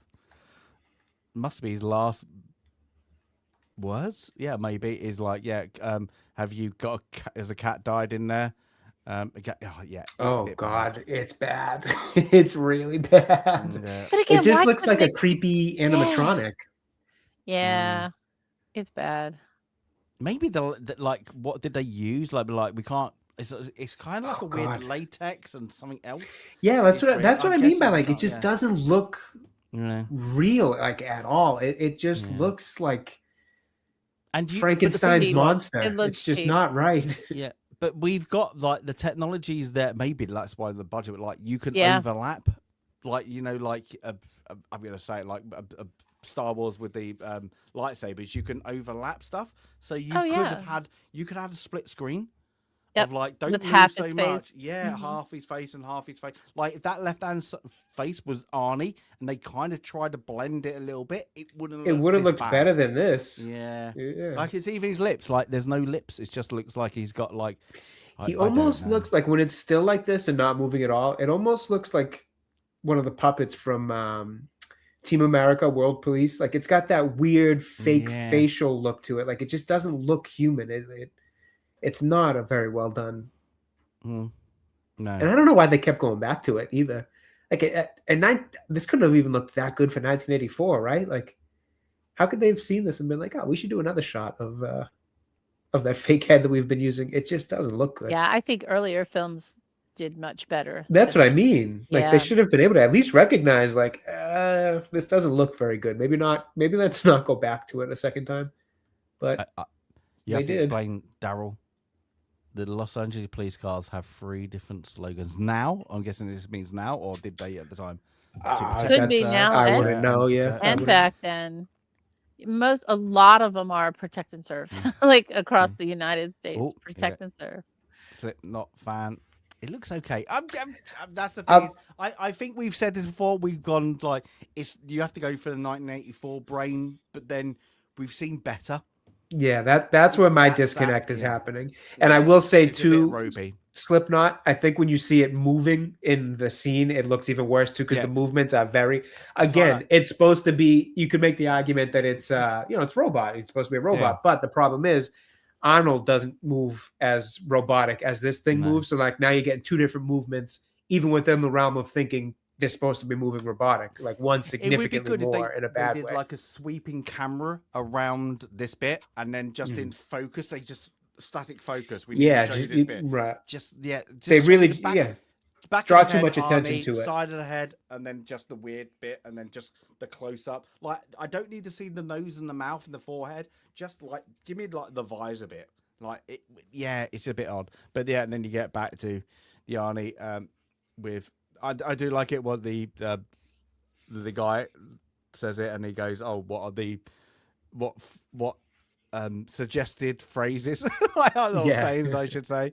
Yeah, he goes. They could fix it. They could fix it. That I like this because they could fix it. It'd be interesting to see, honestly. Coincidentally enough, with AI, fix it. I know, like these movies when they do that, and you're like, "Oh, it's a bit ropey." It's a bit ropey, and like they could go back and they could like even if they use like modern technology and go, look, they got Arnie there. They could like what's the motion capture and go, look, we can de-age you and motion capture you like they did in the Irishman. And then just make him into that, and then we superimpose you. They could do it. To be honest with you, though, as much as I'm special edition, as much as I'm kind of critiquing it, I'd be more interested in seeing like somebody fix it up and just do it on like a YouTube short or a video of like a video where it's like I remastered this movie or I that type of thing, and just leave this as it was, because I do think it's important to leave these things as they were so you can see what the technology was in 1984. But I am still, there is a part of me that's curious, just as a fan of the movie, what it would look like if you could do it with, or just fix it. Like again, I tend to always kind of lean more towards practical than CGI, anyways. But it would be cool to see it kind of retouched, or touched up, however you want to put it, with some of that stuff. Yeah, and pretty ironic with it being AI. It is, but then would you go back and do the Total Recall? Where do you start like that? Yeah, well, and that's like that. Yeah, but that's why I don't want them to do it like Star Wars, where they Yeah. digitally fix it, and then that's now the version you have to watch if you watch it on Disney Plus. Like, no, I would be interested to see it, but I don't want that to be the version we get. If you do it, I think that's right. I think Disney's done it wrong completely, and I think George Lucas did it wrong. I think you can see. I want to see the original version. Right. I want to see the special version. Yeah. I want to see Show the me the special differences. I want to see it changed I like agree. 5 times. Like no, I want to pick. I want to see. I want to be able to see the original. Like I've got the old VHS just down there. I'm like, that's it. And I've got the special box of the VHS down over there. And I'm like, but unless you know that, nobody bloody knows what they bloody look like. They're completely different movies. But yeah, and this, no, I want to see, like, call it something different. It is special, the special edition, the digital edition, whatever it's called. So I was going to say remastered, but that's what they do for video games. So I don't know what you would call it for a movie, but it's a similar concept. Anyway, but we can't see it just there. Guys, have you done the poll? And the poll's interesting because of what Sandy's going to ask us later. Because we're getting to the motel. What is the motel called? It's quite a hard question. And everybody's got it wrong. Ooh. Wow. Sandy, do you know? What is the motel called? It does show you. Go on. So the answer, the answers could be Cherry Tree Inn, Tiki Motel, Kenneman's Motel, Mountain House, or Overlook Hotel. It's not I the guess Overlook. Tiki. I'm guessing Tiki. Tiki is correct. Okay. Nice. Okay, do you know where? Oh, I'm going to go bomb. Overlook Hotel. Anybody? The Shining. The Shining. Oh, okay. Kenneman's Mountain Hotel. Sandy, you've got to get it. You've got to get this one. Do I sing it? You can sing it if you like. Is it? Did you say Kellerman's? Kellerman's Mountain House. Now I've had the time of my life. Dirty Dancing. Dirty Oh, Dancing. okay. And Sandy, what are we doing? What is on your Monday? Groundhog Day. Groundhog Day. Oh, Cherry that's the. Tree Inn. That's where he is stays Oh. in Groundhog Day. Well Oh, played. awesome. Well played. There we go. There we Very go. But nice. everybody You got do it a right. good There job we go. with those polls. You do a great There job. we go. But everybody, you all got it wrong. The first one to get everybody get wrong. So wrong, everyone. Wrong, everyone. So take, and I like it because like you can see how sleazy it is when they go out. It says like adult videos, adult something like all this like sleazy stuff on like the billboard, like what they're offering. It's like hourly rates, clean up, like it's just like okay, it's one of those hotels, Super sleazy. motels, But they get there, and can we get a kitchen? Can we have one with a kitchen? And there's a reason why he wants a kitchen. So now he goes, gives her the revolver. He goes shopping while she does the most stupidest thing. Oh my God! Just stay put. Keep your mouth shut. Don't call anyone. And I'm guessing you don't have what's it called? Back in '84 when you could do the reverse call. Yeah, I'm you guessing could. that was a thing. From when I was a kid, you could do *69. That would reverse. That would tell you who called you, and this is also in No Country for Old Men. It's like all these films. Like don't make a phone call. Just stop. Don't pick up the phone. Dum dums. Yeah. So she makes her phone to her mum. Will tell me that unfortunately, who's her mum is now the Terminator. And okay, you could. Somebody can impersonate the voice, and we see that in AI. I was going to say, we already see it with AI. Yeah, but how they deliver something is not. You can. Oh, that's AI. Because people they just have that way of speaking. Like, it's a bit more jittery. It's not like your mannerisms. Perfect how I am. That's We would have to consider that this, obviously, I guess the timeline doesn't make sense because their future is what, 2029 in this, where they've already taken over. But you could make the argument that it's just more advanced AI. It's figured out. Obviously, I mean, it's more advanced AI. It's walking and hunting people down. But you could make the argument that it's figured out how to be more, more human-like in terms of the speech, or when it's trying to recreate it. Yeah, I could buy it. Just given that how we've kind of seen AI change for ourselves in real time over the past, 3 years or so. I could buy it. Sandy, what episode of the film club was No Country? That's one of my favorites. I'm typing it too. now. I'm literally typing a reply now. That was one of my picks, Slipknot. That's one of my favorite movies of all time. I think it was early on. Number 2. Yeah, it might have been the second one. Oh, was the second one Saturday Night Fever, and then maybe the third one was number 3. Oh my god! Hang on. I'm gonna go for it was number 2. I think it was Millie Crossing, No Country for Old Men, and then Saturday Night Fever. Yeah, I got it as top 3. I can't remember the order of those two, but I would agree it's got to be there. It was number 2. It was our number 2. Yep, Miller's Crossing, No Country, Saturday Night Fever, Great Escape. You have to go back and find out what we all thought about it. Definitely one of Jay's pick. I bought a first edition book too, because I really enjoyed the book. Oh, you found The Cruel Sea yet? No. Okay. I'm guessing it's gonna have to be one of your visits. It's such a British book. No, it's on a list. I have a long list. I've got to clean this bookshelf again. This book pile. It's a book pile now. I'm gonna go off a tangent. I will tell you after this little bit of a review, and then we'll go on to a little bit. I remember something about a library, and I was like, "Oh my god, this library was great." Anyway, on a movie, so we get that idiot, but then he brings back not a lot of dinner. Let's say that, not a lot of food. It's ammonia, corn syrup, all to make explosives. And go boom. Now I'm hoping. Back in the day, even in 1984, it's going to, ring alarm bells by anybody. But it's like, these stuff combined are very dangerous. I don't, what you buying today, sir? Well, I've got quite the shopping list. Yeah, I've got the shopping. Yeah, all dangerous substances, and I want some canisters so I can put them in. But they're all there to make some, what did nitroglycerine kind of devices, kind of, he says, but that's what he used in the past, and this is what he used as a kid or something. But yeah, we got the Terminator now on the move, and I like how cool she's a bit at this point, not in T2, but a bit dumb, and he's like, "Careful!" like screw it on like that. It's explosives. Yeah, and I want 6 more like that. So we get that, and yeah, it's good. Whilst they're up, okay, I'm hoping we don't get the screenshots of this. Well, you're gonna keep. Yeah, you might Ready want to to click rapidly, quickly. rapidly Yeah. press through those. Now, okay, I get the sex scene in the storyline. It's a terrible. You need it for the story. You Yeah, need you it. need a Yeah, story. it's massive for the whole story. It's massive to find out who Carl Reese is and John Connor, why he's sent him there.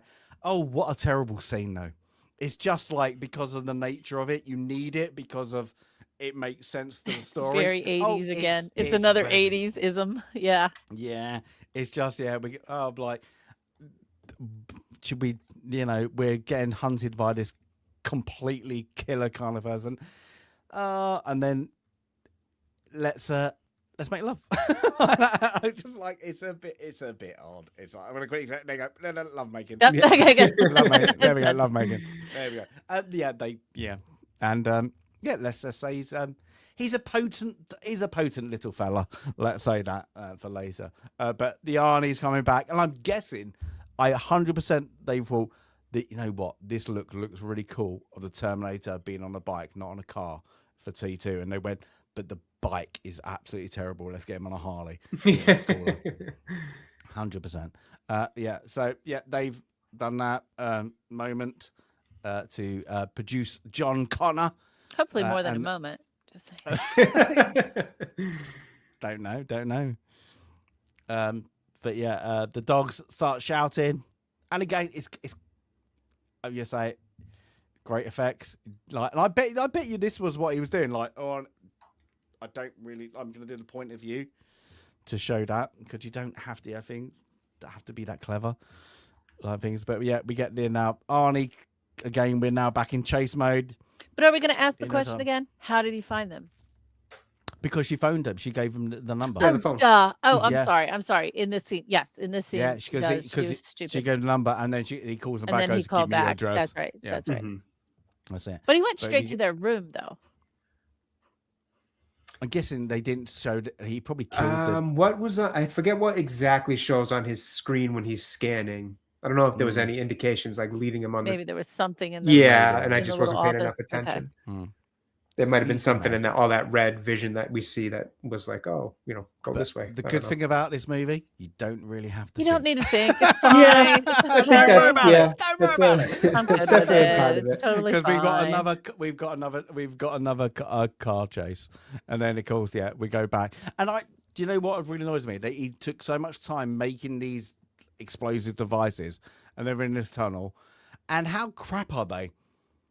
Oh, And he throws them off, and they're like they just Poof. Yeah. poof.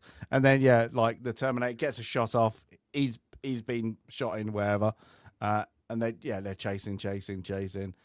She smashes him over, rolls the vehicle, and he gets hit by this the truck. What's it's a fuel happening? truck. It's a big one. It Yeah. just fuel tanker. happens. Just lucky enough. It's a fuel truck. And then Arnie kills him, and then the young kid, get out. Like, that's not so bad. Well, see, that's what I mean. I don't think that looks bad. Mm. It looks better But than the that other looks- one does. But that looks like it's Arnie they've stuck on metal. They've Mhm. stuck something onto him. That's what I'm saying. It looks Maybe that was the way to do it then, Yeah. because I think this looks way better than the fake head does. Yeah, it's just I don't know if they it's a bit odd. We've spoken about it, but it's a bit odd. But he gets home, he starts to chase him with this vehicle, and again I like it. The old Arnie Terminator pose, but they're running off, and lucky enough they have one left, and he puts it into a little tube or whatever. Not the exhaust pipe, it's like something else, isn't it? He gets it into. Whereas he's hunting down. Sarah, she's running away, and then boom, lucky enough, they both get into cover. He dives into a He trash dumpster cart. dives, literally. Yeah. And then she gets around a corner, and then the music goes a little bit heartwarming, and it does. The 80s, if you've ever watched anything in the 80s, they have to die twice. It's never over when you think it's over. Yes, exactly. Exactly. So we see the body burning. We see the skeleton kind of head kind of goes into it. But yeah, she gets up to Reese. Oh, come on, Reese. And then we get the Terminator turn up. Now, I don't like, it's a bit ropey. I'm guessing they did it forefront and then put the Terminator. It's okay when he's walking. There's one particular shot that is, I like your word, ropey. I think it's here when they get inside the building. Yeah. Oh my, it's bad, but it's okay. Again, it's bad, but it's okay. But how do we make sure that we're not going to, like, you get it? Marvel love doing this now when you've got new technology and they've messed up with the CGI. How do you make it look not so as bad as it is, what we can see it, is make it dark. Yep. And they do that to save money. But like we've purposely made it dark because we haven't got the money. Marvel now desaturate everything because we mess everything up. Mm-hmm. But yeah, it's like the angles here. Like, we can't have the whole body in view of the Terminator. Do you know how much that's going to cost? So we'll do it at a certain point. And I guarantee there's two guys underneath there doing this. Yeah. Like, pull it. And it works. On a trolley. But that's the stuff that makes you not only say, okay, it was the 80s, I get it, but you appreciate, what goes into that, man. That's a lot of work, and that's a lot of like creativity to figure out how the hell we're going to make this work. I mean, it's an ambitious, concept, this movie. Yeah, but it's even the movements. I bet you we have to film at this speed, that speed, to do this like that, because we've got to pull it by a string, and then we've got to kind of, how do we edit out that string when you're pulling it, obviously, and we've got to slow it down. Okay, let's make it all dark and all shadowy. It's clever, and having this like LA industrial like area that they're always in kind of plays up to it. All abandoned buildings or like this after hours. Like, there's hardly any scenes except for the walk into the motel that's done in the daytime. Everything is at night. So yeah, we get that, and then lucky enough, Carl Reese knows how to use switch on old technology. And hate to say it, the kids today wouldn't know how to do a dial-up phone. Rotary? No way. Rotary. What is going on? What do I do with it? I'm pushing the number. There's nothing happening. But yeah, he does it because he's like, this will stop. Like, he won't be able to track us so well. Again, he just so happens to know how to use whatever this. I don't care. Factory's equipment is. I know. They're flick switches. They're flick switches, and lucky enough, they're in the correct place. And it's just like, I'm like, this is quite a sophisticated manufacturing building with all the machines and all that, and they have no security. No security, and we're also, to your earlier points, we're getting a very narrow shot of just a few little pieces of equipment and a stairway. Yep. We're not getting a picture of a vast manufacturing floor. We're not getting wide shots. We're not seeing anybody running or walking in a distance. These shots are so tight. And you know why? There's no budget. Maybe they weren't even allowed to be here. Who knows? But there's super tight shots in what was probably a really small area that they were filming in. There we go. A little bit of fun facts. J&G on the oil was a reference to James Cameron and Gal and no kidding, the writer. And then it was stop motion, most of it. Okay. Oh, movements. Yeah, I mean, that would make sense. It's got that choppy look to it. Yeah. Back to that. So we get now Carl Reese. He's dying. He's dying. Yeah, they've gone, and then they're getting kind of chased. And she's like, "Get up, soldier." I like that. Yeah, it's like, get up. Starting to get her confidence and starting to assert her leadership there. But it's clever again. They go back. Oh, well, it was. Hey, Viper! Oh, Viper was in the London Science Museum. Awesome. Always good. I do like that museum. But again, it's like how they do these scenes is quickly to the Terminator and then them running back to the Terminator, different position. So it looks like he's getting closer. It isn't, but the suspense, the music gets you into the point, and it's good. You know, they're struggling. She's trying to save Reese, and he's trying to save her. When he really can't, he's at a point. You know, he's deaf doors, and we get like the Terminator going. We get to the stairs, and again, it's a good look. Dark. Just give me red eyes. Just give me the red eyes. Reese knows. He tells her to run. He's got one of them pipe bombs or whatever you want to call them left, and he gets it. Manages to get it in the torso. Boom! Explodes the Terminator up. She gets like a bit of the shrapnel in her thigh. Rips it out. Finds unfortunately Reese is he's dead. Oh. And I do like movies when they just I always feel like when they don't delay death. He blew himself up. We don't need to have that final moment. Yep, it's over. Yeah, it's over. He's dead. So there's no gasping. There's no there's no like final speech and that kind of it's just like he blowed himself up like that. But yeah, this point, and then in the background we just see a little movement. And this is again the 80s. We're not gonna have. He went. We're gonna have two end deaths. So now we get that, but we get the Terminator dragging he's lost his legs. He's like that, and it's good because of what Carl Reese said earlier. It's like they will never stop. So the Terminator, like he's got like only one hand. He's like lost that. He's got half the everything from the waist down gone. But yeah, he was never gonna stop. So yeah, she can't walk, so she's dragging.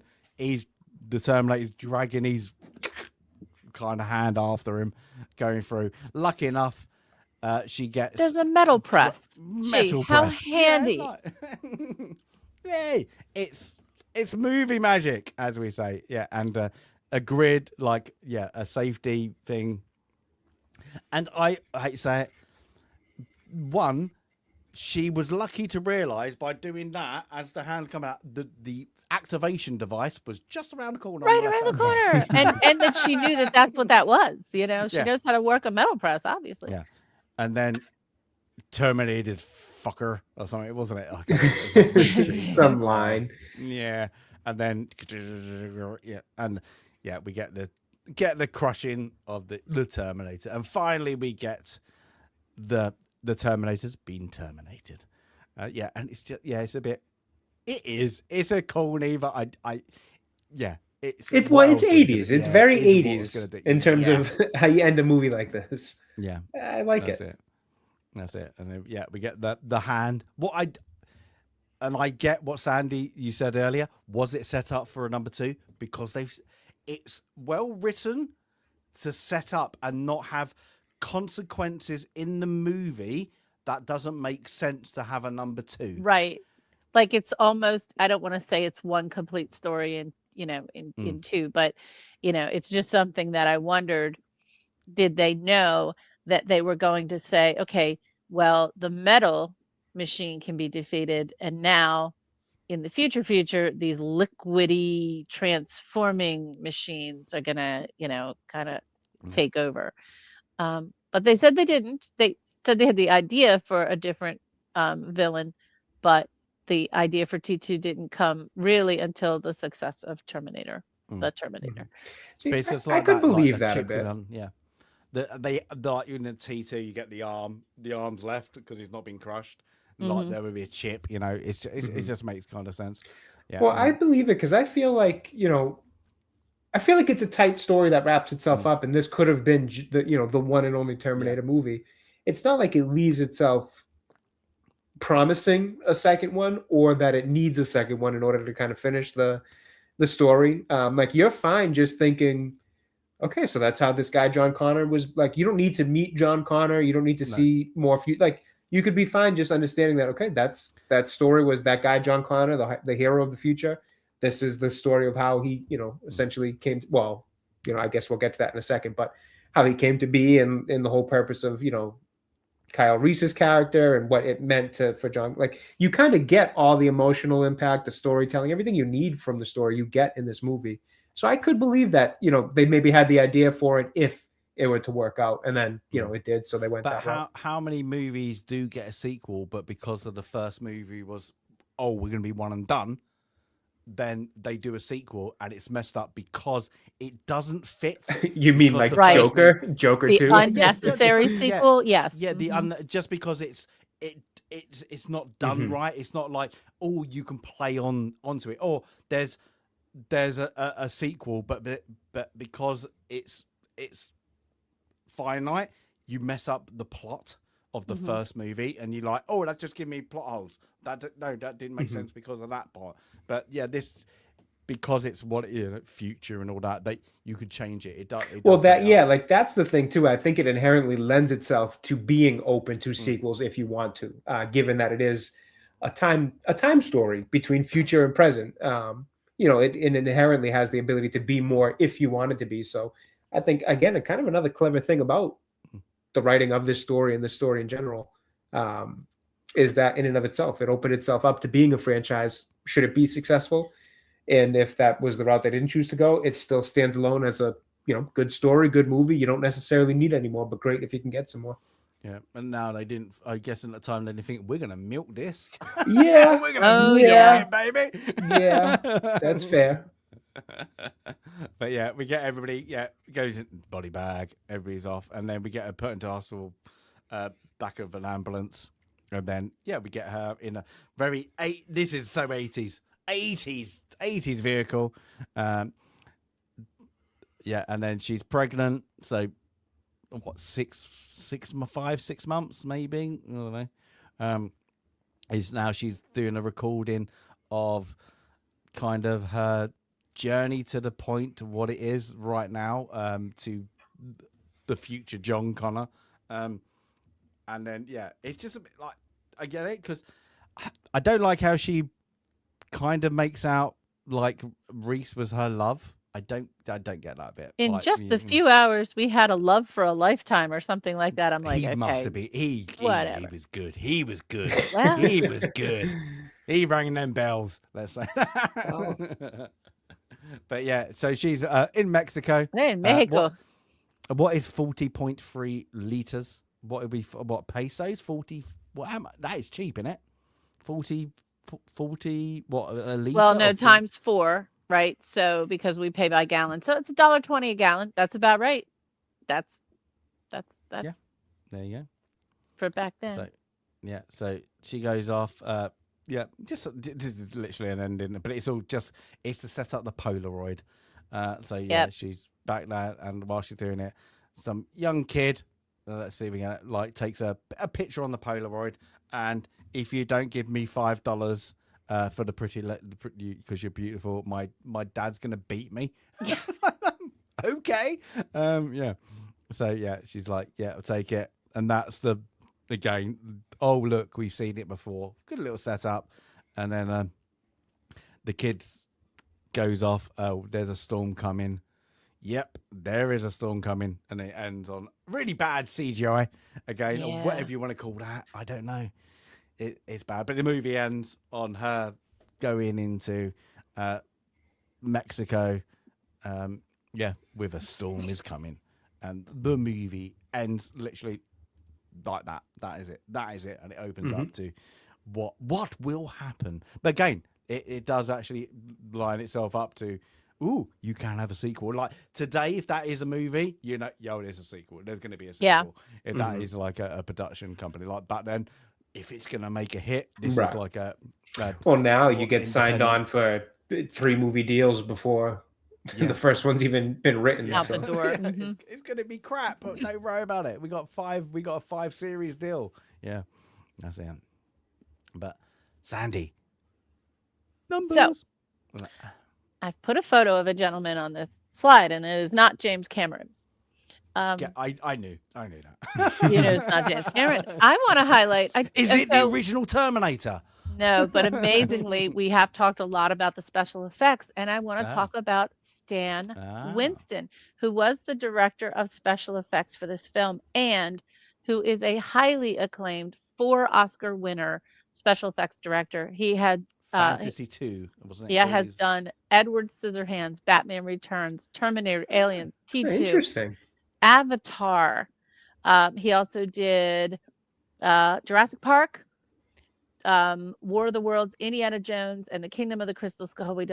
That one didn't exist. That but still, there's a lot of he won the Oscar for best visual effects for Aliens. He won 2 Oscars in 1992 for best visual effects and best makeup for T2 Judgment Day, and he won an Oscar for best visual effects for Jurassic Park. Of course, Jurassic Park had an amazing 1994 run. He also did a lot of television work, but wanted to highlight him because seriously, we talked about it, and there were some spots, and there were some really good things too. Yeah, for sure. How old is he now, though? Or is he I don't know if he's still with us. Let me see. He is. He passed away in 2008. At what age? Oh man, 62. Very young. Oh God. So this was like beginning of his craft, really, 1984. Yeah, he had a lot more in him too, unfortunately. And we mentioned this was filmed in and around Los Angeles, but on really small settings, right? This film, you could see, very few places, really tight shots, making the most of what they had. And as I mentioned, what they had was very little. So we're going to talk now about that budget that Daryl did share with us. Let me pull this one up. And these are the numbers. So the budget was $6.4 million. Today, that would only be $20.4 million for a sci-fi action film. $20.4 million today. That's insane. It made $78.3 million at the box office, over 10 times its budget, which would be $240. I wonder if that is the biggest we've had, the biggest win. I think with a prior film, I looked that up, and the other film was kind of close to it, and we'll have to look at it. That is huge. That is literally like, I've won. Yeah, and so I will definitely look at that, like the biggest 21st grossing. I just realized. So think about that. And so instead of just putting the top 10 films of the top 5 or 10, I actually put the top 12 because I wanted to just highlight 1984 was an amazing year. We had Ghostbusters, we had Temple of Doom, Gremlins, Karate Kid, Footloose. There's Beverly Hills Cop. There's Star Trek 3, not my favorite. There's the kind of Indiana Jones ripoff, Romancing the Stone. And then there's Purple Rain. Oh my God, the soundtrack to Purple Rain. It was like one of the first albums I ever owned. It is. Oh, well, that's an awful movie. It's an awful movie. And if we ever talk about that did 12, that got in 12. If we ever talk about worst movie, best soundtrack, like the Purple Rain soundtrack was like the story of my 6th grade, right? It was just like I had that soundtrack and just loved that soundtrack. This film was not nominated for any major awards, and it didn't win anything except the Saturn Award for Best Film and Best Writing, and that's the sci-fi. That's the Sci-Fi Film Awards. But when we talk about today, there's no place to go and nothing to see, and you can't just show up. These were the days when you could just show up at the theater. You didn't have to plan out what you were going to see because you knew there were going to be so many films that you could choose from. What was that, the 21st? You just gave the top 12. That's the month now. You don't even get that. Now you get what probably, I'm going to say, you're lucky if you get a quarter. You get like, I'm interested in every quarter. You get there might be one. It's quite disappointing. Quite disappointing today compared to a really, really cool, the 1980s were, great days. Absolutely great days to go to the theater. 1980s were the best. Just letting you know that. I mean, honestly, I'm a fan of the 80s. I know I obviously missed the era. There. You weren't I even missed there. it, but I am a fan of the era. I love the 80s pop culture, to be honest. The music all of it. I always push back when people say the music. A lot of the music was terrible. The electro era was terrible. I like a lot of 80s pop. I like the hair metal bands. I did like the hair metal. I was into the hair metal. All the stuff that's really stuck, I think, is good. Yeah. Early rap. I'm sure there's a bunch of like 80s music rap. I've never even heard that never made it out of the 80s because it wasn't good enough. But 1918, like late 80s to early 90s, the shell suit. No, that's all you saw at Disneyland. That's it. But, no, I like 80s pop culture. I've always been a fan of that era, even though I missed it. Oh God, Daryl. Oh my God, Daryl. Yes. We haven't the heyday of Madonna. Okay, I'm going to say it now. Though we'll never give us a Western, but we've not got a Madonna movie. No, didn't we do a Madonna movie? Didn't we do A League of Their Own? Oh, League of Their Own, yes. We did have a League of Their Own, but we will not have Evita. We will not have Evita. Only kidding. Hopefully we get a Western. I think we will. Yeah. But Jay, as it was your pick, unintentionally pick, go. Yes. So yeah, like I said earlier, this is a movie that I like it. I've always liked it. I've been a fan of it. I've just never been the biggest Terminator fan. So when it came up on the wheel 2 weeks ago, whenever it was, I would have thought for sure it was one of you guys. But I've since kind of gone back in my memory and realized I was actually doing a rewatch of Terminator 1 and 2 when we decided to do Film Club and we're coming up the list. So that's how it made it on. And I'm happy it did. It's again, I really love this movie. I think it's a lot of fun. Is it perfect? No. Does it show some marks of aging? Sure. But again, it's nothing that I think is egregious. And I think it's all stuff that you can chalk mostly up to it being the 80s in terms of some of the practical effects and how they came out. Like we said, we've seen things that have been a little bit older who have done some of that stuff better. But I think you could also, excuse some of it with the budget. This did not have a big budget for a movie. So it's even more ambitious in terms of all that. To take on, the concept of this cyber android thing, whatever we call it again, I forget. But to take on the idea of the Terminator, the future war, showing you glimpses of it. And I think, going through it with you guys is such a nice reminder of exactly how clever they got with some of this stuff. Like you said, that scene where we had that portion of Kyle Reese being in the future, where we saw that little TV with the fire behind it and all that. That's a closed little area. It's a tight area, just filled in with some fog, some lighting, and a couple rundown props. And it gives you the whole idea of a war-torn future. It's for every kind of area where we were able to poke a little bit of fun at the logic and storytelling, where it's like, oh, that probably wouldn't be the case, or there'd probably be security guards here. Everything we could kind of poke fun at or poke a little hole into. Not so much fun, because I think we all really appreciate this movie, but where we just use our analytical brain to poke holes into things. I think they do just as much really clever stuff on the other side of it, that it all kind of balances out to just an awesome movie. I give this one a really strong, I haven't been able to decide on 7 or 7.5. I'm going to give it the 7.5, give it the extra 0.5, because it's got such a massive influence in pop culture too. I think that's something you really have to appreciate. I don't care if this movie didn't win any awards. Being something that's stood the test of time to this degree and been such, even with again, you have to also consider how badly, in a lot of people's eyes, this franchise has been mismanaged since basically the second movie. For it to still be such a strong piece of pop culture, something so iconic and still so loved, all these years later, to me, that beats winning. I couldn't tell you what movie won Picture of the Year in 1984, but I can tell you this movie's got a much, I couldn't say it definitely has a much big impact, because maybe that movie's something that's phenomenal. But I think a lot of years, there's movies that win Best Picture, like even recently, that will not have the impact that this movie had in pop culture, in movies, in history. So, keep your awards sometimes. Sometimes it's the the things you do even without the awards that matter the most. And this movie's a case of that. It's a phenomenal movie. I think I give it a really strong 7.5. I highly recommend it. It's one I'll always rewatch. The second one too. I actually like the second one better. That's kind of why I give this one a 7.5, because I feel like I'd give the second one maybe an 8. Although I do need to rewatch kind of that one again back to back like I did when we made this list, just so I could be sure about that. So that's also a reason I don't have it quite a little bit higher, or just that little extra 0.5. So that's where I am with it. I love this one. I think Arnold's great in it. I think the acting of the other two are fine.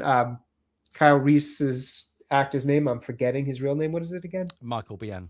Yes. I think he and oh my God, why am I?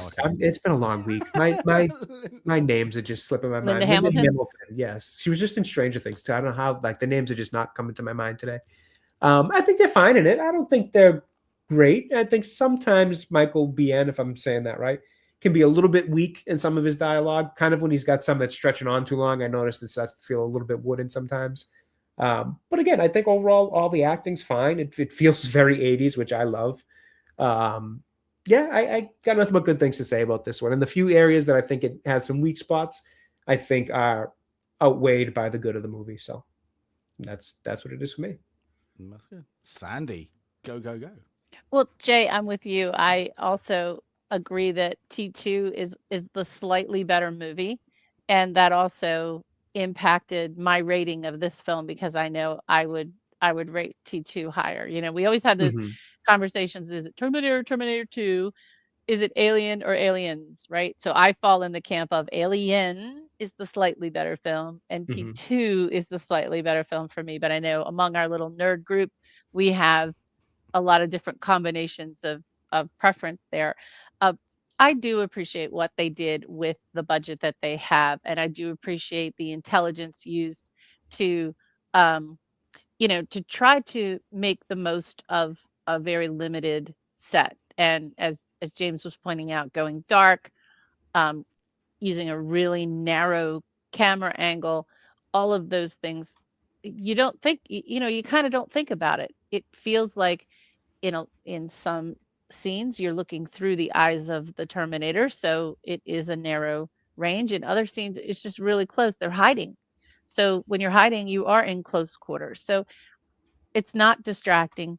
I do obviously, I think where the film falls is really not on the special effects. I give them credit for what they did.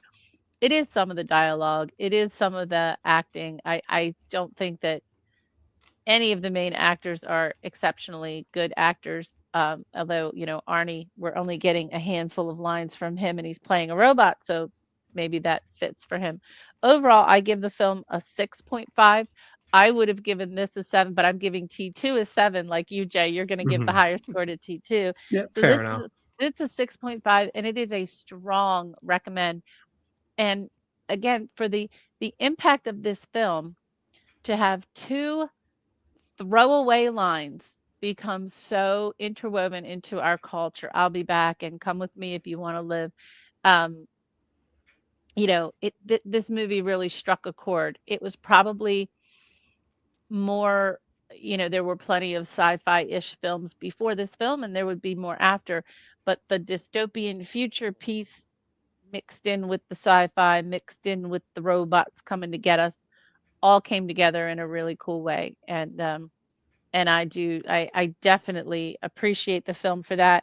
One other item though, we didn't talk about the sound, and I'm interested to know if either of you noticed it or were distracted by it. For me, there were some parts where I thought the sound was distracting. Like I loved it. I loved it. Okay, I thought it was very Working 80s too. effects, so I kind of liked it too. Okay. It's early James Cameron, and he loved that kind of like that kind of how you do the pacing without doing pacing and bring it down. He's quite clever. He's not the some of them are miss when he has like I'm like was it not James Cameron, Avatar. No, another filmmaker who I can't remember. Well, there's a lot of them. Vampire. Wes Anderson. Wes Anderson. Like that. They kind of have that weird kind of we do it ourselves, like Robert Rodriguez does it. He does his own music for it, and sometimes it works, sometimes it doesn't, because they're not a John Williams. For this, I kind of like the simply.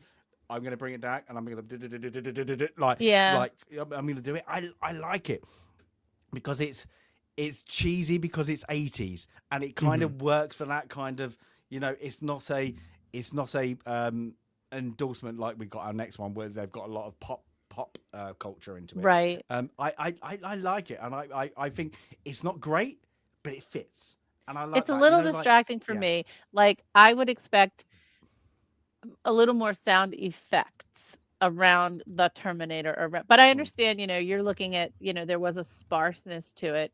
For me, it was just a little distracting. I would have liked a different kind of sound. Sorry, John Carpenter is great at it as well. Terrible music fits. Yeah, I agree with that. I agree with that because I don't like those films. So it kind of fits for me because I don't like those films. But that's really the only strike I have against it. Some of the performances, and then for me, the sound. But overall, a good 6.5 and a strong recommendation. So James, carry on. Yeah, 100%. This is if you had to say, somebody who wanted to get into movies, or just what I love being a geek. What movie should I make before my time? Now, this is you need to watch these. Like Alien, like that. If it's 2001: A Space Odyssey, like them sci-fi ones that are iconic. This is there. This is one of the top 10. Though I completely agree with you. T2 is better. The cultural impact on this movie is probably stronger because of the lineage of the other movies. Some of them are terrible. We let that go on. Like, thing. T2 is the better movie. Give you that. But we wouldn't even get like the Shermanator. Yeah. American Pie. Yeah. It's silly little things, like are great that you get, Come With Me If You Want to Live. We said that, like, I'll be back. It's like that. And the funniest thing is, when you do the accents, you do the bad Arnie accent. You do that Austrian kind, I'll be back, like that. And it's not like, and you do it, and it's funny, and it's bad. The acting in it, Arnie's Arnie. Arnie can't act. But he's Arnie, and you love Arnie. You love him in Conan, can't act. You love him in True Lies, can't act. You like him in whatever movie, he can't act. I just like watching Arnie. Arnie is entertaining. That is great. Michael Biehn, I think he's a great support actor. I think he sits up there. Linda Hamilton, unfortunately, I think she's awful actress. She's awful. I don't think she's awful. But do they need to act in this? No. Why? Because it's fundamentally a chase movie. That is it. But they did it so well, is bringing future to something that not been done that works. It's like it's having that brain of something that people go, I've never thought of that. Mary Shelley's Frankenstein. At that time, I never thought of that. That concept is great. Bram Stoker with Dracula, bringing that in, all those old novels. But this time, like, you had some great directors just infusing that. I've got a great screenwriter that can actually produce something, and I'm going to put it there. But how are we going to produce that madness in your brain to get it onto camera? I'm going to do it this way. And his way of doing it, making it all dark, all... like doing that just trick with the lighting, trick with the camera. I can forgive that bad CGI. Well, not CGI, practical effects. I can forgive it because I'm watching a very fast action paced movie.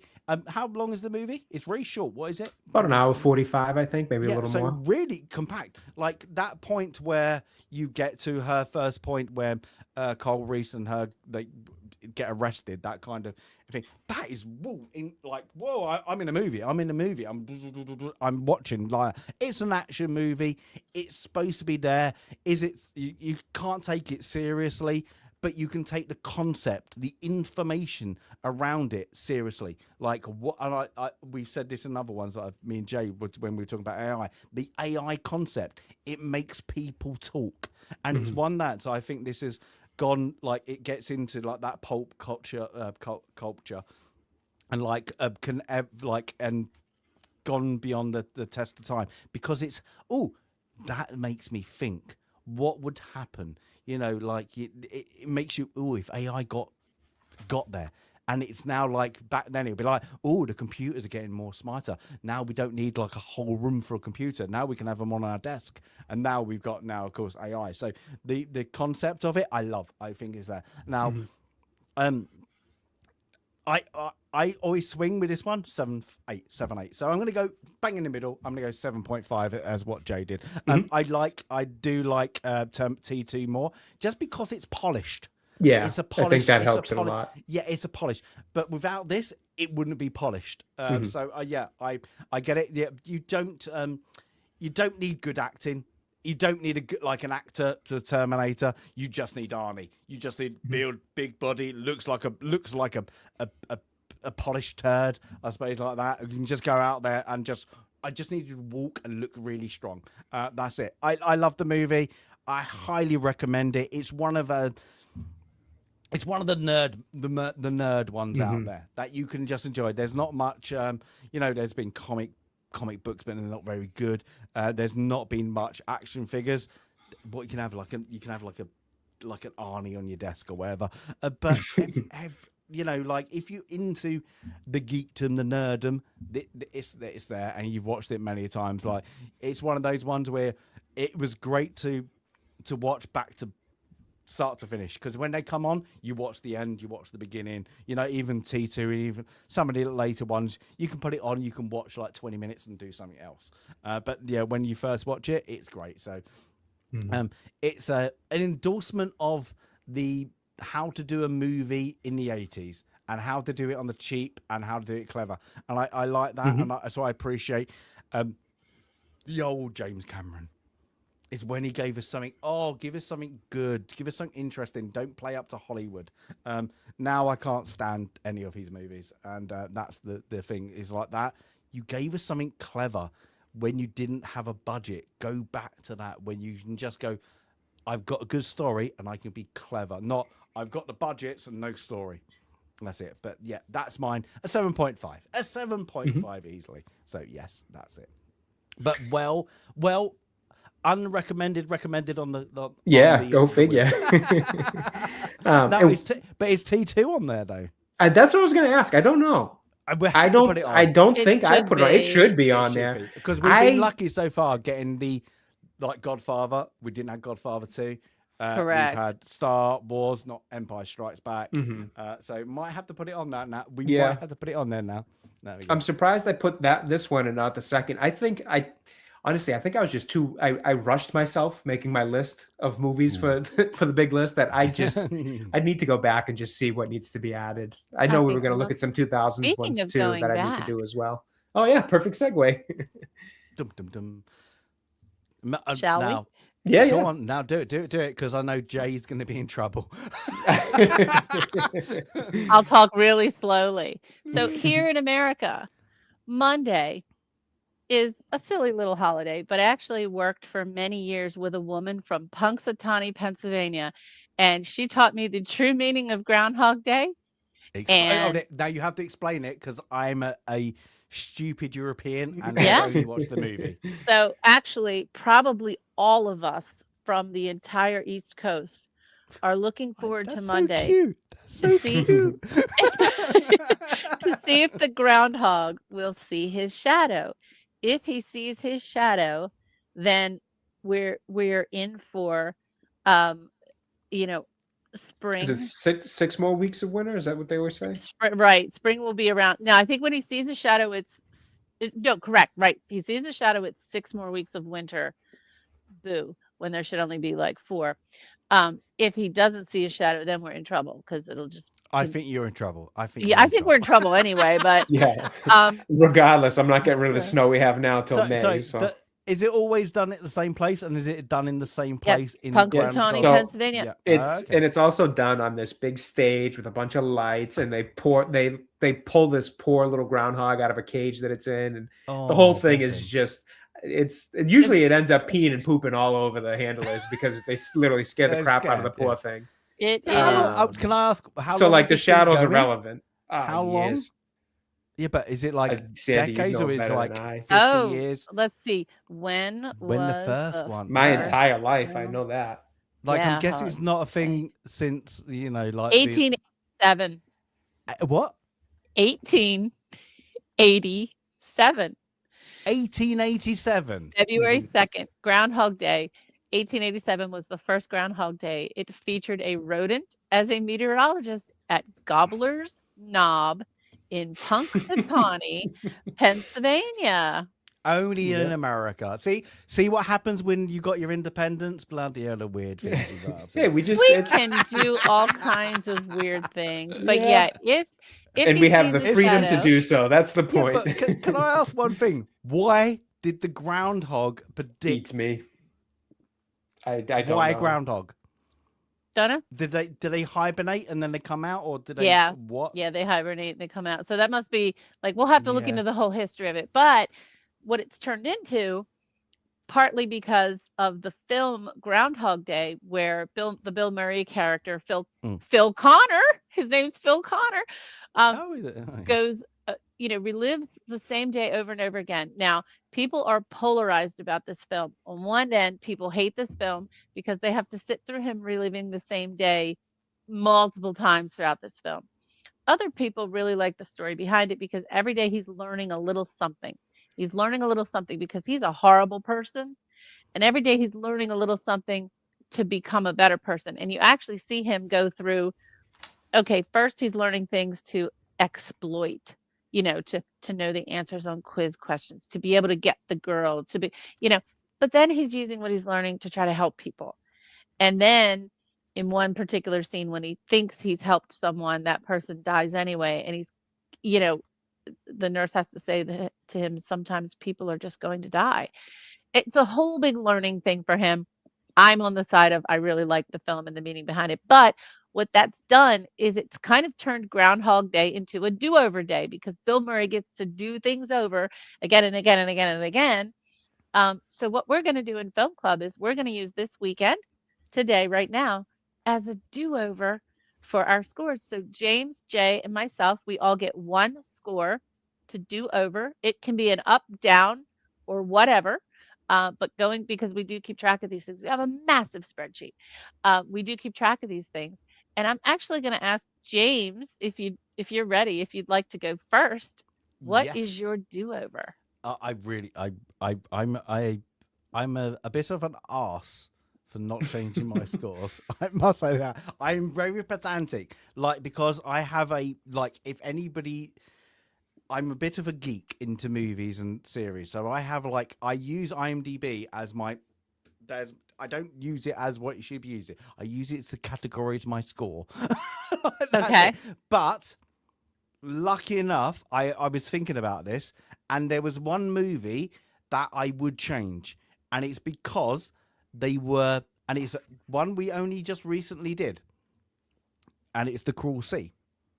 And it's because I finished the book. Yeah.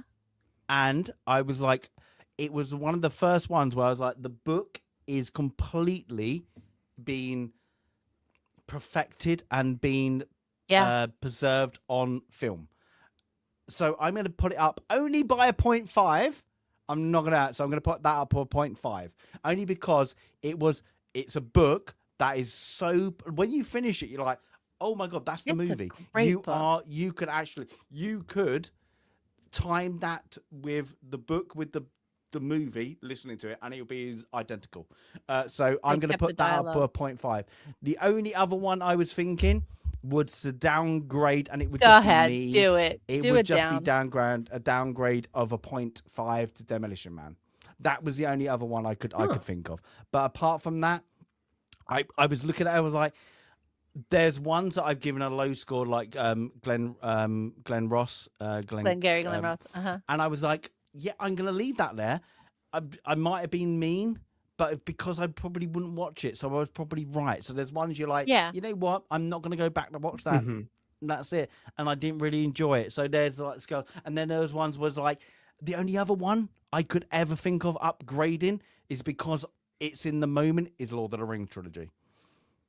and then you go, oh my god, I'm up there, and then I'm back to my normal score. So I could up that, but yeah, I'm gonna go for the cruel sea. Is because it was just read the book, and it's just I'm watching the movie. So It's that really is it. good. So it's how the director and the adapted screenwriter portrayed it on screen.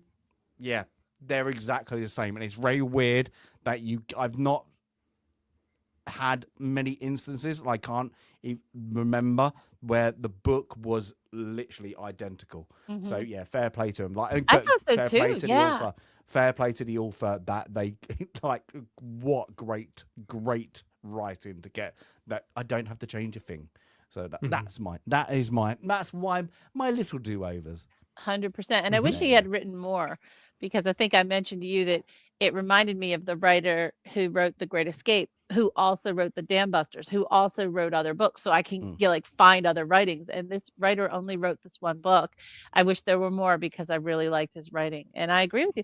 Go on. We'll give you the up and the down. We'll do it. 0.5 up for The Cruel Sea goes up to 7.5, and minus 0.5 for Demolition Man takes it And to... you can always take a point off Twilight if you like. Yeah, just I for don't think fun. there's a point left for Twilight. Yeah, right. Do we have any points Always left fair for enough. Twilight? I don't. Yeah, So the your only reason I Demolition Man can't, then the goes only to the only 6. reason I would not take a thing that is on the limit of unwatchable, and there are movies Quite. that are unwatchable, just terrible. Like at least it's watchable, but in a bad way. That's why I would never. Yeah. It's on the cusp. It's literally just on the cusp. That's Yeah, all. I mean, But those movies I are so do bad like they're AI, good movies, are fun, but not I Twilight. do like how AI is working. Everybody's saying like, we got an AI movie, Terminator, about AI generating Terminators and all that. That AI is starting to get there because people are realizing Blade and Twilight mixed together is a great concept. And I've seen so many now that like people I haven't are seen that mixing yet. it. Oh, they're brilliant. It's literally they're taking Twilight, And getting Blade the clips, takes them out, minute- takes them all and out. then Blade comes in, and I'm I like, love it. yes, I want Oh, I to see that love it. movie. Oh, Oh my God, that would be Blade, fantastic. Blade meets Blade, it'd be- Buffy, and oh. Twilight. That would be There you go. fantastic. All right. Anyway, Jay, are you ready, or do you need a few more minutes? No, I'm good to go. All right. it better Honestly, be. feel free to Jade do an won't up be and too a down. happy to me.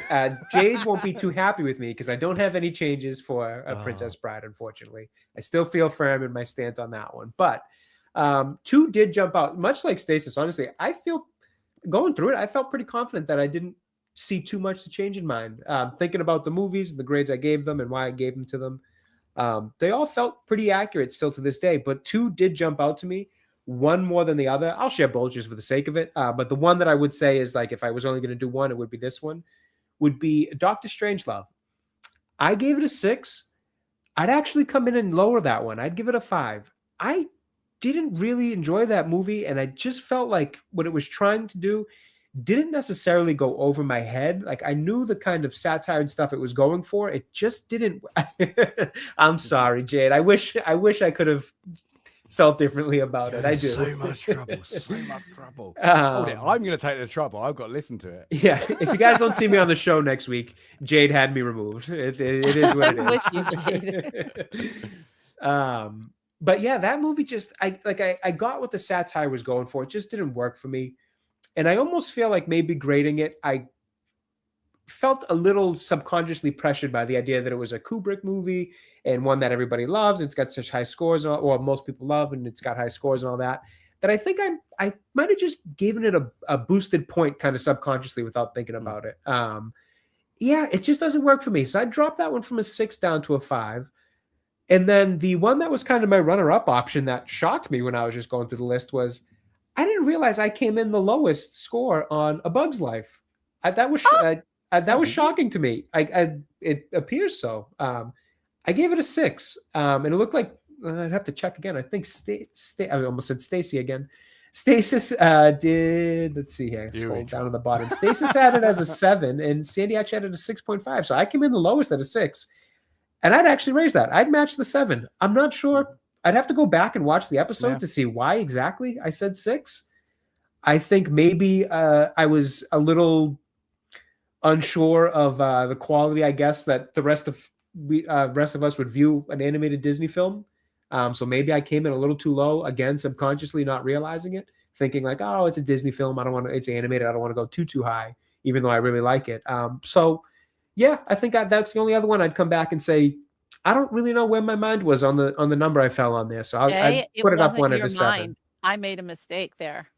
You gave it a 7 because in the notes okay. I wrote that you gave it a loving 7, and somehow I Okay. must have transposed. And I wonder if James gave it a 6 and I did the wrong. Oh, you're muted, Stasis. I may have made a mistake there. Okay, that makes sense then. Because I'm like, I don't know how I came in at a 6 at the lowest of the three of us, because that was my pick. Okay, well then I guess that's not a do-over. So just Doctor Strangelove then. And I apologize. I'm glad we're talking about it. That way I know that I made a mistake. Perfect. That worked out. So sorry. I was gonna say, I'm like, I was surprised Stasis gave it a 7 because I didn't remember him thinking a 7 of it. James, 6, I think 6 sounded about right. I'm gonna rewatch the end and correct that above the episode we did. Okay, that makes sense. So you're gonna rewatch Princess Bride? I don't think I could put myself through it again. Oh goodness gracious! I'm just waiting for the one day. Like, can you look after the kid for a week? Why? I'm going to Boston. I will. Don't ask any questions. She will go literally Taken. I will find him. I have It'll be like a Clockwork Orange. Just make me watch it over and over again. Yeah. You will like it. Watch it and you will like it. Go on, then, Sandy. Yeah, how about Sorry you, about that. Go. No, I'm glad we talked worked about out perfect. Yeah, that was great. That way so I do have an up and a down, and it's really just a calibration of two really, really good films. And when I think about them against each other, I rate one slightly higher in regard than what I scored it, and vice versa for the other, but they're two super films. And my beloved Rocky, I rated an 8, and I really need to give that an 8.5. The more I think about it, the more I study it, watching how it's made, watching it, rewatching it, knowing the story, I adore it, and it needs to be an 8.5 for me. It's one of my, it's probably in my top 3 films of all time if we count the Lord of the Rings trilogy as one film. But to calibrate against that, another really great film. Sorry, can I stop you there? I always take off 0.5, but just move Adrian at the end. That's it, and that's why. But you know what? If you had your head pummeled into mush mashed potatoes, you might say that. So it's okay for me. But yeah, I'm moving Rocky up to 8.5. And then I'm moving Platoon down to an 8 because I do love Platoon, but versus some of the other films on the list that I have rated high, it doesn't rate exceeding where I put Rocky. And interestingly enough, I mean, all 3 of us rated those films super high. The lowest is a 7.5 from James for Rocky. The highest, is an 8.5 for me for at the time Platoon, which I'll switch to Rocky. But James, you gave Platoon an 8, Jay gave 7.8, and then for Rocky, James gave a 7.5, Jay gave it an 8. These are super well done movies, but now we're to the point where we're comparing our highest scores, and when we do those calculations, for me, Rocky needs to be higher than Platoon. So those are just the adjustments that I'm making on our first annual Groundhog celebration. I always find it hard though, because I think we've said this before in many of the movies. There are categories you can't score high, and there are categories that can be like comedy movies. We've always said they are going to be hard to hit an 8. There are not many you're going to go, that's an 8. And like a comedy movie, drama, thrillers, crime ones, you can get a bit of higher score. Sci-fi, there's only a couple in there that will get up there. Like horror, I don't think horror's always going to score well. Comedy and horror, like that. Westerns are going to be, Daryl, we might disagree. They're in a different category, but you have to score it to what they are. Yeah, it's a scaling system. Because you can't give like that. Green Mile is a different movie to Doctor Strangelove, as you just said. They're completely parallel. They're like that, but like they're different. They're good movies. Like in their own concept, but they're not ones you always go back to. There's different reasons. Like that. Like Doctor Strangelove is clever, but it's a bit of a hard watch. Green Mile is very good, well written, and it's hard to watch. It's draining. It's very hard to watch. So, but for the concept of the written movie. So I think there are different score parallels through the different genres. So like I said, but I like this. I do like it. We have to, Sandy, remember it for next year. Next year we'll put it on the calendar. That will be over 100 movies, definitely, and we'll still have 300 on the wheel at that point in time. I know we're adding. I know I know, and you've got all your little fun categories. I haven't even thought of the Terminator 2's just gone on there. Crazy fun quiz. I haven't even added the movies post 2000s yet that we've been meeting to do. I've still got to sit down and do a few of those. Yeah, we're going to add some more other ones. Yeah, it's just If I could share one more item before we jump into talking about next week and the wheel. A couple of weeks ago when we did Sergeant York, it happened to be the same, very close to when June Lockhart passed away. And yesterday, unfortunately, Catherine O'Hara passed away. I adore her. She, although we have not hit any of her films yet, I think hopefully if we don't have a Christopher Guest film on this list, I'm going to put one on there. Did we not have Beetlejuice on there? We might. I can't believe I didn't put Beetlejuice Home on. Alone. I love Beetlejuice. So Catherine O'Hara grew up in the SCTV comedy troupe in the United States. We don't, we have SCTV, we had Saturday Night Live. We don't have, like in Britain, you have the Footlights. You have that deep, well-trained actor comedian that go on to do amazing things like Emma Thompson and Stephen Fry and Hugh Laurie, and you could Mitchell and Webb. You could just go on and on and on. But here, way back when, we had SCTV and SNL that gave us, well, next week we'll have Eddie Murphy, right, from SNL. Catherine O'Hara came from that crew of SCTV with John Candy and Eugene Levy and a batch of people who, we talked a few weeks ago. Oh, let's start with The Princess Bride. Rob Reiner making this film with Christopher Guest and a couple other kind of troupe actors that he had worked with. Moving on to Spinal Tap, Rob Reiner again, Christopher Guest, now Michael McKean, also from that comedy troupe. Others, bringing in others from those different, stage comedians.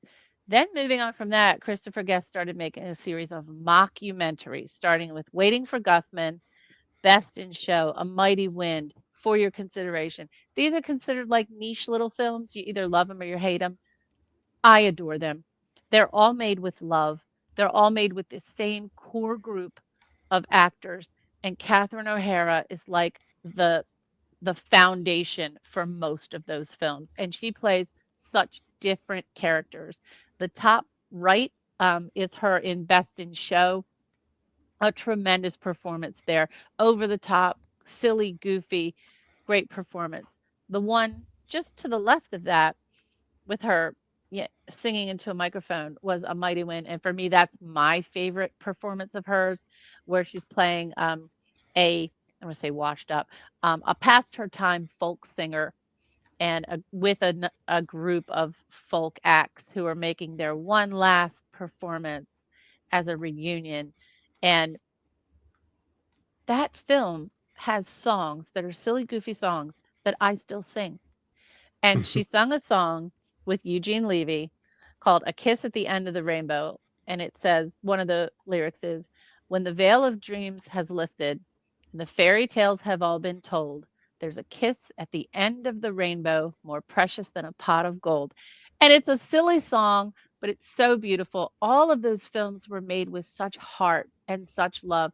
And she was such a great part of it. She died at age 71 yesterday of a very serious congenital heart condition that she had her entire life. when you read about it, you'll actually be kind of surprised at what she had. And we're just so blessed with all of her performances. Lance on Outcast Creative last night did a little impromptu stream about her, but I encourage anyone, if you've seen Beetlejuice, if you've seen Home Alone, and a few television shows that she's been on, check out all the Christopher Guest films. Waiting for Guffman, For Your Consideration, Best in Show. Her performances are standout. She's a comedian. I won't put her up there with Lucy and Carol and Betty, right? Lucille Ball, Carol Burnett, Betty White. Those are the holy trinity of female comedians.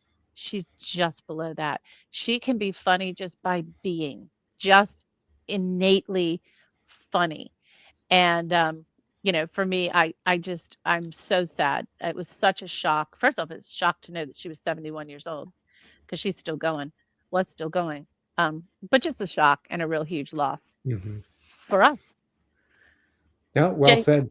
Well had said. you seen had you or James seen any of those mockumentary films? I must say, No. I've been a bit naive. Like, I'm guessing from her film, I've just seen the ones that are out there, like the Beetlejuice and the Home Alone. Yeah. And I've probably seen her like as the supporting cast right in the background, but I wouldn't really navigate to any of her movies, unfortunately. So it's one that I have to now, unfortunately, because she's passed, to dish out like that. But mine, it's just the classics, because she's a supporting role. Similarly, I haven't seen many of her other ones. I've kind of seen the big ones that were super nostalgic for my childhood. Your Home Alone movies, Beetlejuice, obviously Schitt's Creek. She was very obviously big in that, and she's really funny in that too, from the few seasons I have watched. Oh, her goofy outfits, oh my god. Yeah, like she's very, very good at comedy.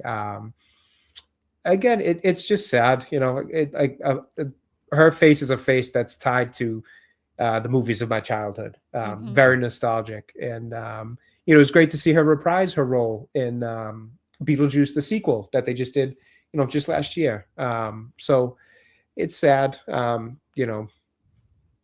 Death always sucks. It's never a fun thing. It's always got some gravity and some weight to it. And I think sometimes we feel losses for celebrities, even though we don't know them personally, just because of what their work meant to us as people in our lives, whether it's, something that's just a bit of nostalgia, or it's a bit of a therapy watch, where it's the things that just make you feel good when times are tough.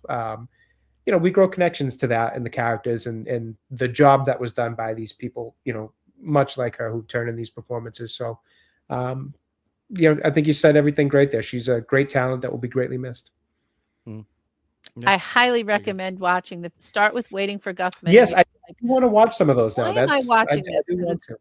It's very weird. They're all weird.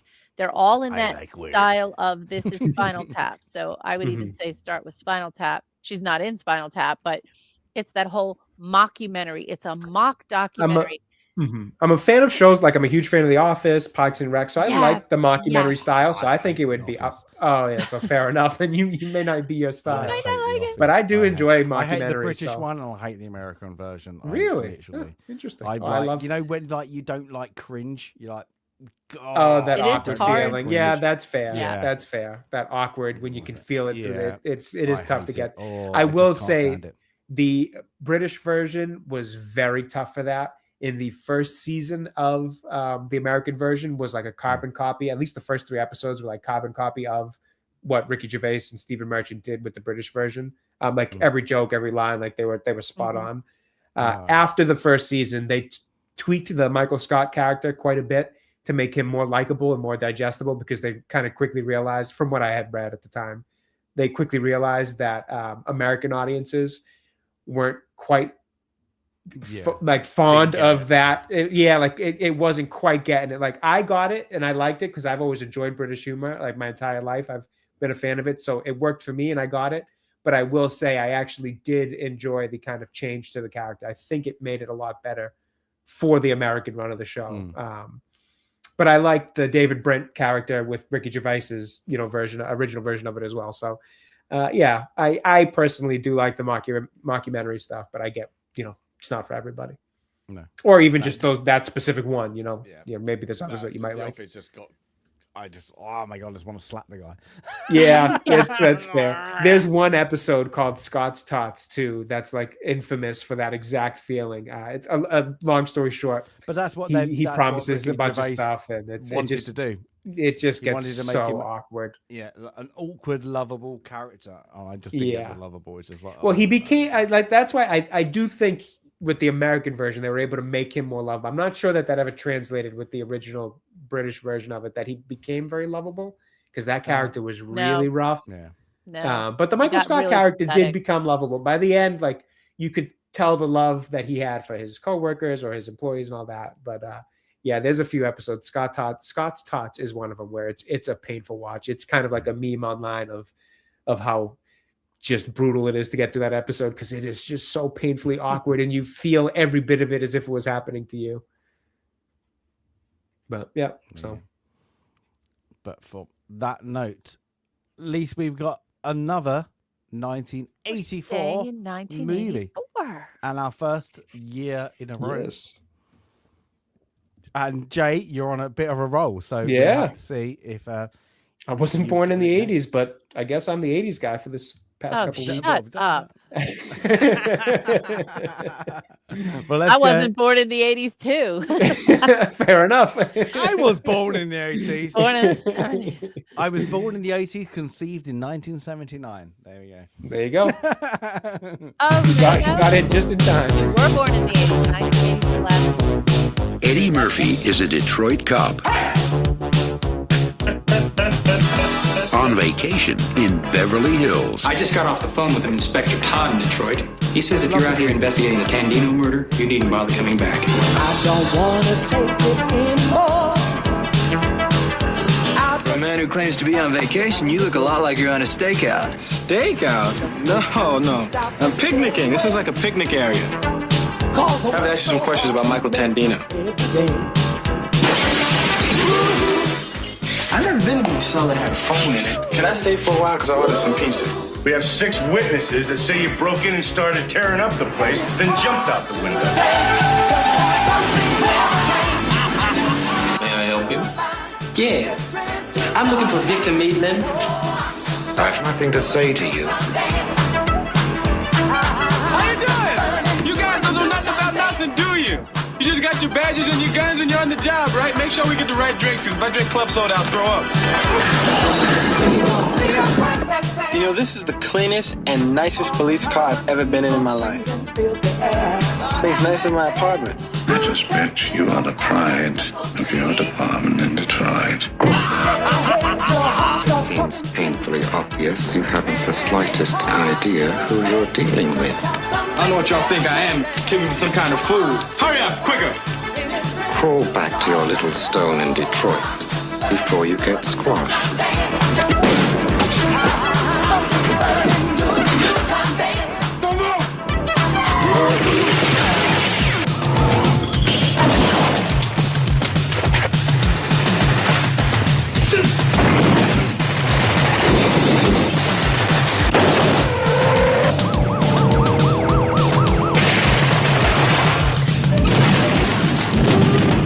Cover me. Police! You're all under arrest! You do that again, I'll shoot you myself. Eddie Murphy, Beverly Hills Cop. There you Now, go. A little bit of fun. Did the lovely Pointer Sisters copyright claim you last week? Yes, they did. Yeah, it's still open. I was like, yeah. So, yeah. That's such good music. It's such good music. It is. Okay. I'm excited for that one. I love that movie. Yeah, I think we said it last week. It just puts a little smile on your face. Yeah, Like, yeah. Ear to ear. Like we had serious of action adventure. No, we got like silly, like action adventure, and it's just like Yeah, Eddie Murphy. I just love Eddie Murphy. Yeah. But do you think, before I click on it, do you think Daryl's gonna have his wish? I hope so. I really do. It's It's been a long stretch here. Hope for it. This has got to happen. This has got to happen, hasn't it? So Are we ready? So this is what number are we now? 75? Is it going to be 70? The next one will be so Eddie Murphy will be 73. So this will be 74. Ooh, we're getting there. Ooh, nearly. All right, Daryl. I think we all got to wish that this is going to happen for you. It'd be cool if we got Alien though after yeah. Terminator. Be really cool. There we go. All right, let's go. 5, 4, 3, 2, 1.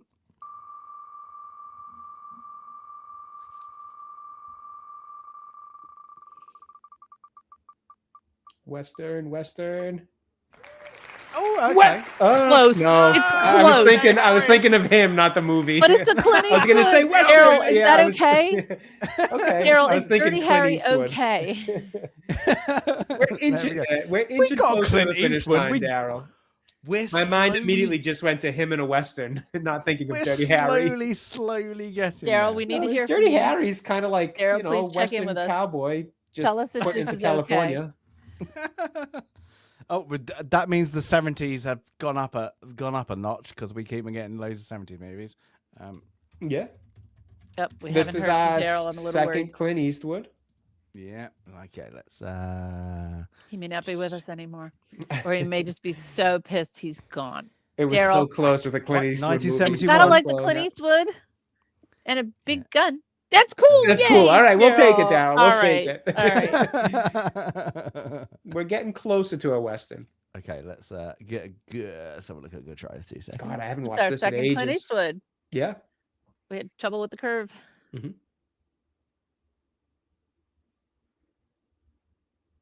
I've always felt that Dirty Harry's a cowboy type of character anyway, so it's close.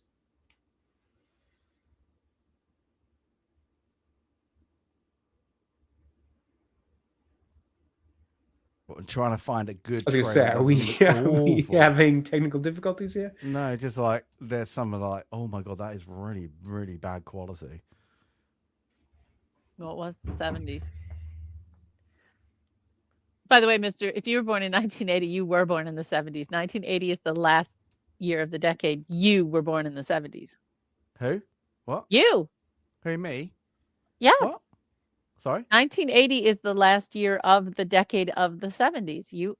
Anyone born in 1980? No. Yes, 100%. I was born in February 1980. I won't tell you the exact date. So birthday's next month. Anybody wants to? You were born in the 70s then. No, I was conceived in the 70s. Okay. The trailer's really long. The only one I can find is 3 minutes and 20. Goodness. There we go. All right, let's find. There we go. Okay, let me share this. There's not many official trailers like from the official source. What's weird? Let's go.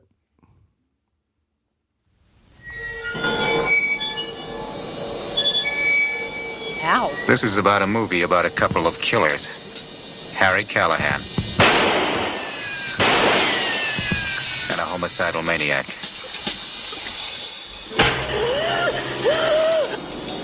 The one with the badge is Harry. Oh!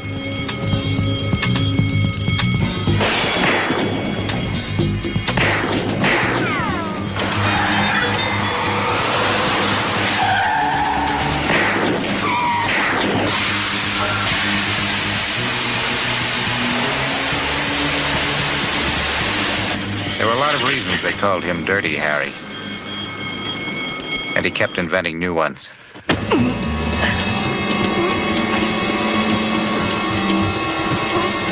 Don't pass out on him yet. No.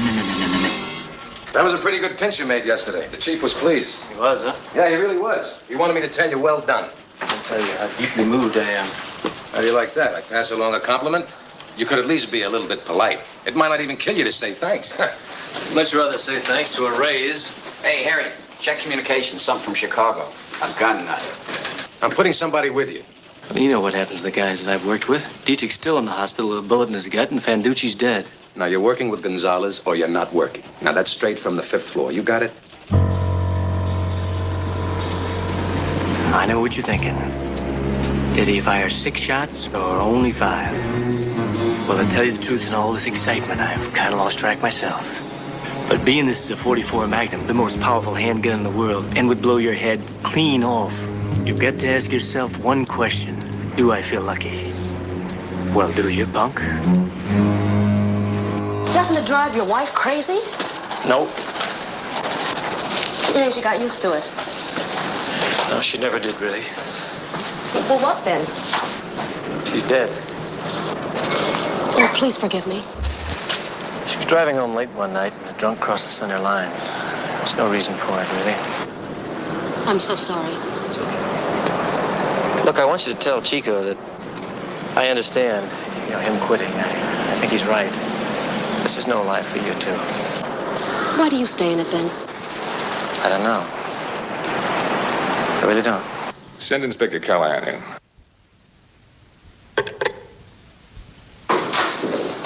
Mr. Mayor, Inspector Callahan. All right. Let's have it. Have what? Your report. What have you been doing? Oh, well, for the past 3/4 of an hour, I've been sitting on my ass in your outer office, waiting on you. Damn it all, Harry, that's the mayor you're talking to. Clint Eastwood. Detective Harry Callahan.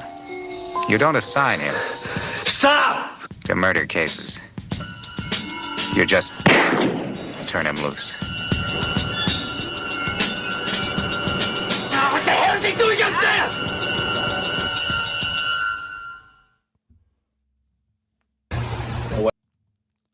There we go. A weird trailer, isn't it? That was as 70s as our 80s Yeah. films have been 80s, Yeah. if you know what I mean. I mean, Yeah. every part of that was just so 70s. I wouldn't narrator- know that movie from that trailer at all. It's like that. That except is for the really quotes. Yeah. Except for the Except for, whole yeah, thing. punk, You, yeah. you got to ask yourself, do I feel lucky? Yeah. That's it. Who put this on? Was it you, Sandy? It might have been me. It Let me could have see. been Yes, it's me. Sandy. It Let could have been me because I me actually do like this one, but I think I might have seen it on there and didn't feel like obviously Dirty it was already on there. So. Harry. Dude. Actually, no one claimed it. Oh, okay. Really? No one claimed There you it. go. But, We got a claim. The dog. but we all gave it a recommend. We all That's gave my it a dog recommend. saying it was him. It was his Remember. movie. No, it was. It's definitely one I think at least book. two of us It's would have put on. another Stasis, chase would you have movie. put this It's one on? another kind Oh, of we're going to have a chase car kind. count. We're going to have Yeah. 3 movies in a row with a car Yeah. count. They are kind of 3 movies in a row, kind of chase movies, really, if you actually think about it in that really simplistic way. So, yeah, there you go. How good is that? It's not based on a book. Okay, but it is inspired by the real life Zodiac killer case. Okay. So you got 3. When's the last? The Cruel Sea is the last book. We need to get this Yeah. count up soon. You're gonna you're gonna have a couple. You're like, oh my god, I ain't got time. No, I'm reading. So I'm reading another one. What did I start? I'm always reading something. Let's see. No, because I'm trying to squeeze in some things that I needed to. Yeah, I did the Cruel Sea and I read the play that look back in anger. That was just like it was. Yeah, I'll have to. Oh, okay. I won't share what I'm reading. It's a writer's book. Go on, you got to It's share the it now. Common What you Reader, read? The Common Reader by Virginia Woolf. It's a Okay. yeah, it's a Virginia Woolf. So yeah, I started that one. I've just got such a pile, such a pile to read. Jay, what are you reading? Not much. Not much. Not much. I read. The platypus goes to the beach today. There we go. Ooh, there you go. I'll have to put that one on my list. Let me know how it goes. Let takes let you your 2 little minutes. one tell me how it goes. Yeah. He goes to the beach. He comes back, finds some things, and there you go. And he gets a little hermit crab. There he goes. There we go. It's quite a little story. Awesome. Yeah. And whilst you have a little toddler doing cartwheels whilst he's trying to listen, and then you like read this word, cartwheel. But this is called a cartwheel. This is called a cartwheel. This is what you call a roly-poly.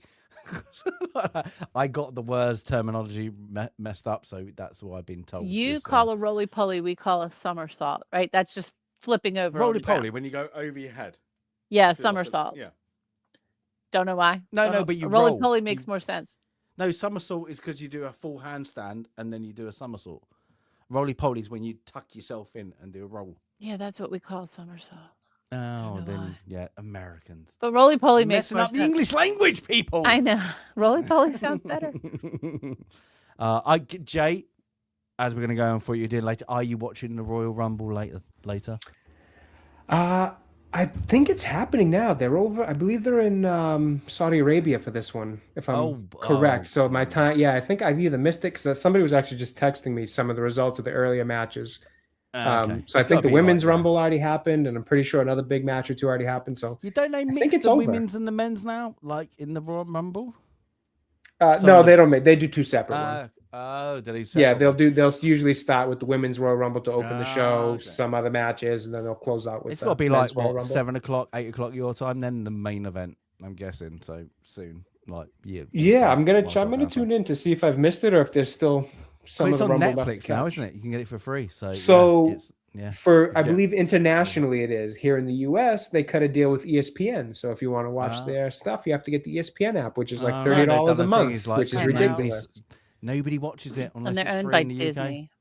UK. Yeah, so they made it. It used to be on the Peacock NBC's streaming service, which was a lot cheaper, which was like $5 a month or $10 a month, whatever it was. But the ESPN one, from what I understand, is about $30 a month because it comes with all the other stuff ESPN has to offer. Which, if you're a wrestling fan, you're probably not too interested in the rest of what ESPN has to offer. So it's a little it's a bit of a frustrating new deal. Wrestling's got was the late 90s to 2000s. They did pay-per-view in the UK, and now they don't. So like you look at the characters they used to have.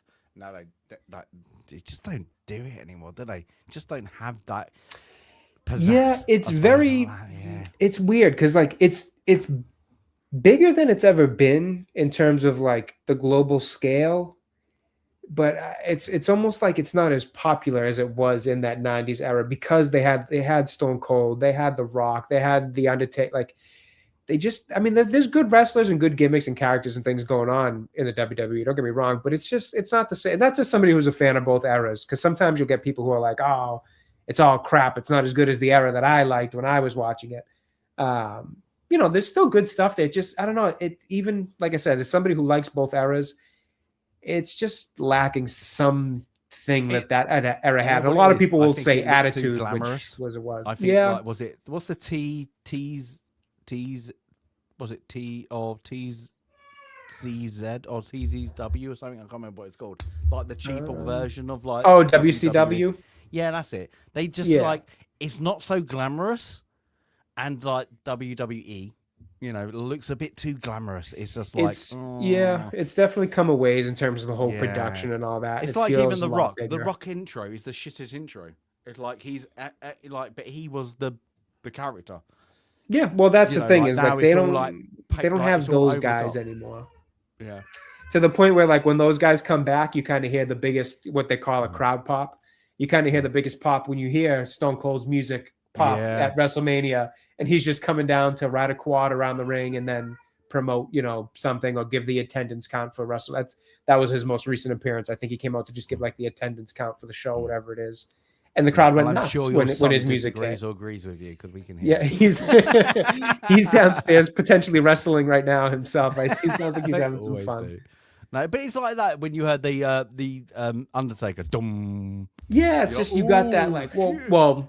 A lot of people complain that the music back in the is days, awful. music like Roddy Piper. They all had like, oh god, now it's just it's a bit corny. It's all like I always say it's like a bit to promote the song as well. They like it's sometimes well. like that. So a lot of people complain now that the songs in the entrances have lost that character that they used to have that went along with the character of the person. Because I can't remember the group that WWE's hired to produce the songs for the wrestlers, but it's a group that like nobody, well, at least a lot from what I've seen, a majority of wrestling fans don't care for the music that they make because every wrestler just has this bland, similar sounding kind of entry stuff that it doesn't have like the glass bottle break that Stone Cold had or the if you smell, like the way things used to start, like those iconic things that were in the theme songs, and that It's just like back in the day, I used to have CDs of WWE CD, all the different music, right, with the wrestler. It was person. They matched, they were iconic, they were individual. Like it was that kind of like attention to detail of creating these characters, and not just doing this bland kind of rock music thing that they keep doing. I say like what in the Royal Rumble, I guess it sounded not back in the day, but like not that long ago, you cared about the time and then who's going to be next, and you always used to get the ones you didn't care about. Yeah, get knocked out. The filler, and you had filler the ones guys that you were like, ooh. Yeah, you hear that music, but but so much starts with that music. Seconds. Yeah, that's it. Yeah. It's that beginning. What does it catch you? And some wrestlers do still have that. Some have been able to kind of work within the rules to kind of get their own music or do their own kind of more signature style music. But for the most part, especially a lot of the up and coming new wrestlers, they try to get out of the developmental and into the big league, so to speak. They kind of just get given like, all right, this is your song, this is your music, and it's this bland, like, meh, there's nothing to it. Sadly, yeah, it's different. You're a wrestling fan? I was. You mentioned Rowdy Roddy. I was a Rowdy Roddy fan way back in the 80s, the heyday of the Hulkamania and all that kind of cool stuff. Because we had the Baltimore Arena was, and I learned this from watching that documentary about Andre the Giant, about how wrestling had these regional hubs, right? And they all kind of came together into the WWE. Baltimore was one of those. And once, every other month, there was a big wrestling event in Baltimore. It would be, get national coverage. And I went to one. It was wild. It was so much fun as a kid. And I got to see the Iron Sheik and Rowdy Roddy. And I don't think Hulk Hogan, Rocky Johnson, like Dwayne The Rock Johnson's dad. Yep. And a couple of others. So yeah, it was one of those, you knew the silliness of it, and it was on TV on a Saturday, and it was in the arena once a month. So yeah, not lost. I don't even know who Stone Cold is. I lost all interest after that era, Yeah, fair enough. I must say, like, good wrestling movie. I think Jay's seen it, like The Iron Claw. Real good. It's a haunting story, but really you start movie. Watching. You start reading about the real life story. You're like, oh, it's worse than the movie. It's like that's what blows your mind. Is like, damn, the real story is even worse. They left out one whole brother who had a whole another tragic story and ending, unfortunately. Wow. It's a good movie. I think Zac Efron really gets a chance to show his range as an actor in it. It's actually very really good. tough Just, like, story. very depressing. It's there's no up. You leave that one a little haunted by it. Like, wow, man, life is just. But I like it. I would watch it again. It's just like, it's one. I will eventually. It's one of those ones. It's almost got like that Requiem for a Dream kind of after effect where you're like, damn, that was such a depressing story. Good movie. I'll get back to it, but. I don't know that I want to go on that emotional ride too soon again, but I'll definitely watch it again. Jay, you have you've been busy. You did a really great video on Pal World. Oh yes, thank you. That video is doing really well. I like Pal World, and I haven't played it in a while. I'll have to dip back into it and see what's changed since I recommend it. They've really first of all, thank you. I appreciate the kind words in the video. It did really well for me, kind of out of nowhere. And it was one that I was totally I kind of mentioned it a couple of weeks ago at the end of one of our streams here, saying like, I think I might make it. I don't know. I haven't made my mind up on it yet.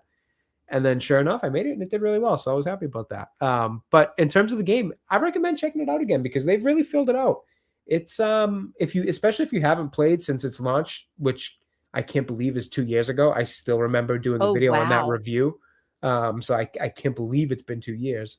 But they've really filled it out over the last 2 years. There's a lot more to it. It feels like a full game, not just an early access. Oh, thank you for that. It doesn't feel just early access anymore, and it's actually moving to full release later this year. So plus they've got a big year. They're doing full release. They've got the game Animal Crossing. I've heard of it. I never played it. Yeah, it's like or Stardew Valley. They're coming up with their own version. Yeah, it's like a farming life sim just in the Power world. So they're doing that, and then a trading card game. So they're kind of taking 2026 by storm this year. And they're doing everything The Pokemon should have done a Yeah, long I time. mean, That's my the take thing. on Like it. they had all the IP and they did nothing with Yeah. it to make it into more than what it was. So And now they're just bitter that somebody else is filling that space and growing their own yeah, franchise. yeah. But But Sandy, aren't you busy doing sorting in Conan? I'm sorting. I'm building the library up by New Asgarth in Conan. And so I have a great big marble temple like library starting to come together. Kryptonian Jedi came by and visited today while I was on the 3rd floor. But yeah, it's gathering, sorting, and building right now in Conan. Good old Conan. It's still I good. like how I'm hidden on that. I do like how I'm hidden. Yeah, I don't know where Nobody's you found are. it. I mean, I'm Nobody's figuring found- you're in the jungle up a tree is where I'm No. figuring you are. I did something Viper didn't know that you could do. Let's say that. And then he's very impressed. And Viper, I is didn't the know there best was builder in the anything game. Viper didn't know, to be honest. Exactly. He was like, I didn't know you could do that. And he was like, yes. So I built a tree house without building a tree house. And then I built the trees. Fair enough. Wow. I was like, I've got out of control, Viper. And he was like, yes, you have. And I built like dojos. There's like a floating city in the sky. It's literally gone out of control. Oh, But wow. it's really good. So when you see it, it's like, oh, damn, what has he done? Cool. And I was like, and I've not finished yet. So that's good. But that's a little bit of Awesome. fun, a little bit offshoot fun, everybody. I know Mr. Porkchop, and I'm gonna actually think it has been playing that, and he's loving it at the moment. He's done a little bit of content, so like that. It's lucky enough I'm being so busy at normal work. Me That too. I've not been done it. But everybody, if you like a little bit of Conan, there's Mr. Porkchop's thing, and if you become a member, you can join his little server to play a little bit of Conan if you do that. But yeah, but things like but for I'm gonna have to say it. I've watched 2 movies lately. One I hated, and one I liked. And I think the ones I hated because I put it in the film chat. Have you both watched Sinner? The best apparently I have most not yet. nominated movie of all time. You not seen it? No, I've not. I hope you would take my opinion. I would give it a 3 out of 10. It's Oof. one of the worst movies I think I've ever seen. It's so disjointed. Now there are good older actors in it that I give their due. It's literally somebody got the idea of trying to rip off Dusk Till Dawn and then dumping it in a bit of pile of poop. It's absolutely horrendous. There's no character development. There is no acting development. It is absolutely dreadful. And that's it. And I scored it quite high. Jade scored it worse. Wow. She's nice. She is normally quite nice. She's a discerning viewer. Yeah, and how that ever got the nominations, literally, and for Oscars from that nomination, I was like, oh, they ticked the boxes. That is it, and that is horrible to say, in the grand scheme of things, but that movie is absolutely not worth watching. And I mean, if you watch it, I wanted to watch the all way through. I was happy to turn off within 30 minutes Oof. and just go, I'm done. That is awful. But a surprising good movie. Have you seen the new Frankenstein movie? No, I have not. Jay? Oops, sorry, Mike was muted. No, very, very good actually. Not a full. It's not. I wouldn't say it is good as Kenneth Branagh's, only because it is Kenneth Branagh is. It's more true to the book. I feel like that, but it's a very good version, and I'm going to put that out. And I mean that I don't. I'm disappointed in how they call it the creature, but script, but they call him the monster in the movie. Should be the monster. Oh, I'm sorry. Are you talking about the Netflix one? Yeah. The Frankenstein? Sorry, I was thinking, I was a little distracted, a little commotion on this. I was thinking of, because they're doing the Bride movie I think, as well. Oh, Christian, that was the new one. I was getting confused. Yes, I did a review on the Frankenstein movie. Oh, did you? I liked it. Find the review. Yeah, I liked it. It's really good, isn't it? It's Yeah, really I good. enjoyed it. I thought it was pretty good. I actually thought it was a good. It's not the book, and I liked it how they did it in 2 chapters. I think it was really. I thought it was really the well 2 shot. perspectives. Yeah, Yeah, it's like you can tell it's who's the director? Guillermo del Toro. Yeah, you can. The influence is there, and I was like, I really like it. I think the guy who did the monster, I think he's really. I thought he acted it really well. I don't like the makeup on that. I thought it needed to be more how they did Robert De Niro in Kenneth Branagh. Just give it a bit more tone. I don't think they did, but otherwise from that, I was fixated. I was like, this is really, really good. Oh, good. I enjoyed it. I would say I really enjoyed it. I was like, this is not what I expected. It's not Mary Shelley, but it's close enough, and it's a different version to make me go, huh, I actually like that. It could have been an hour longer, and I wouldn't have cared. I would still have been there. That makes a good movie. I'd like that. So yeah, it's who's the It was Oscar Isaac was Frankenstein. Okay, Jacob Elordi was Frankenstein's monster. Yeah. The only acting performance I kind of had an issue with was Mia Goth. I just thought she was a bit wooden in it. She was the only one. Yeah. And I've never seen her in anything else. Yeah, that's up and coming weird. Like apparently she's the up and coming weird looking one. And I was like, she seems to be.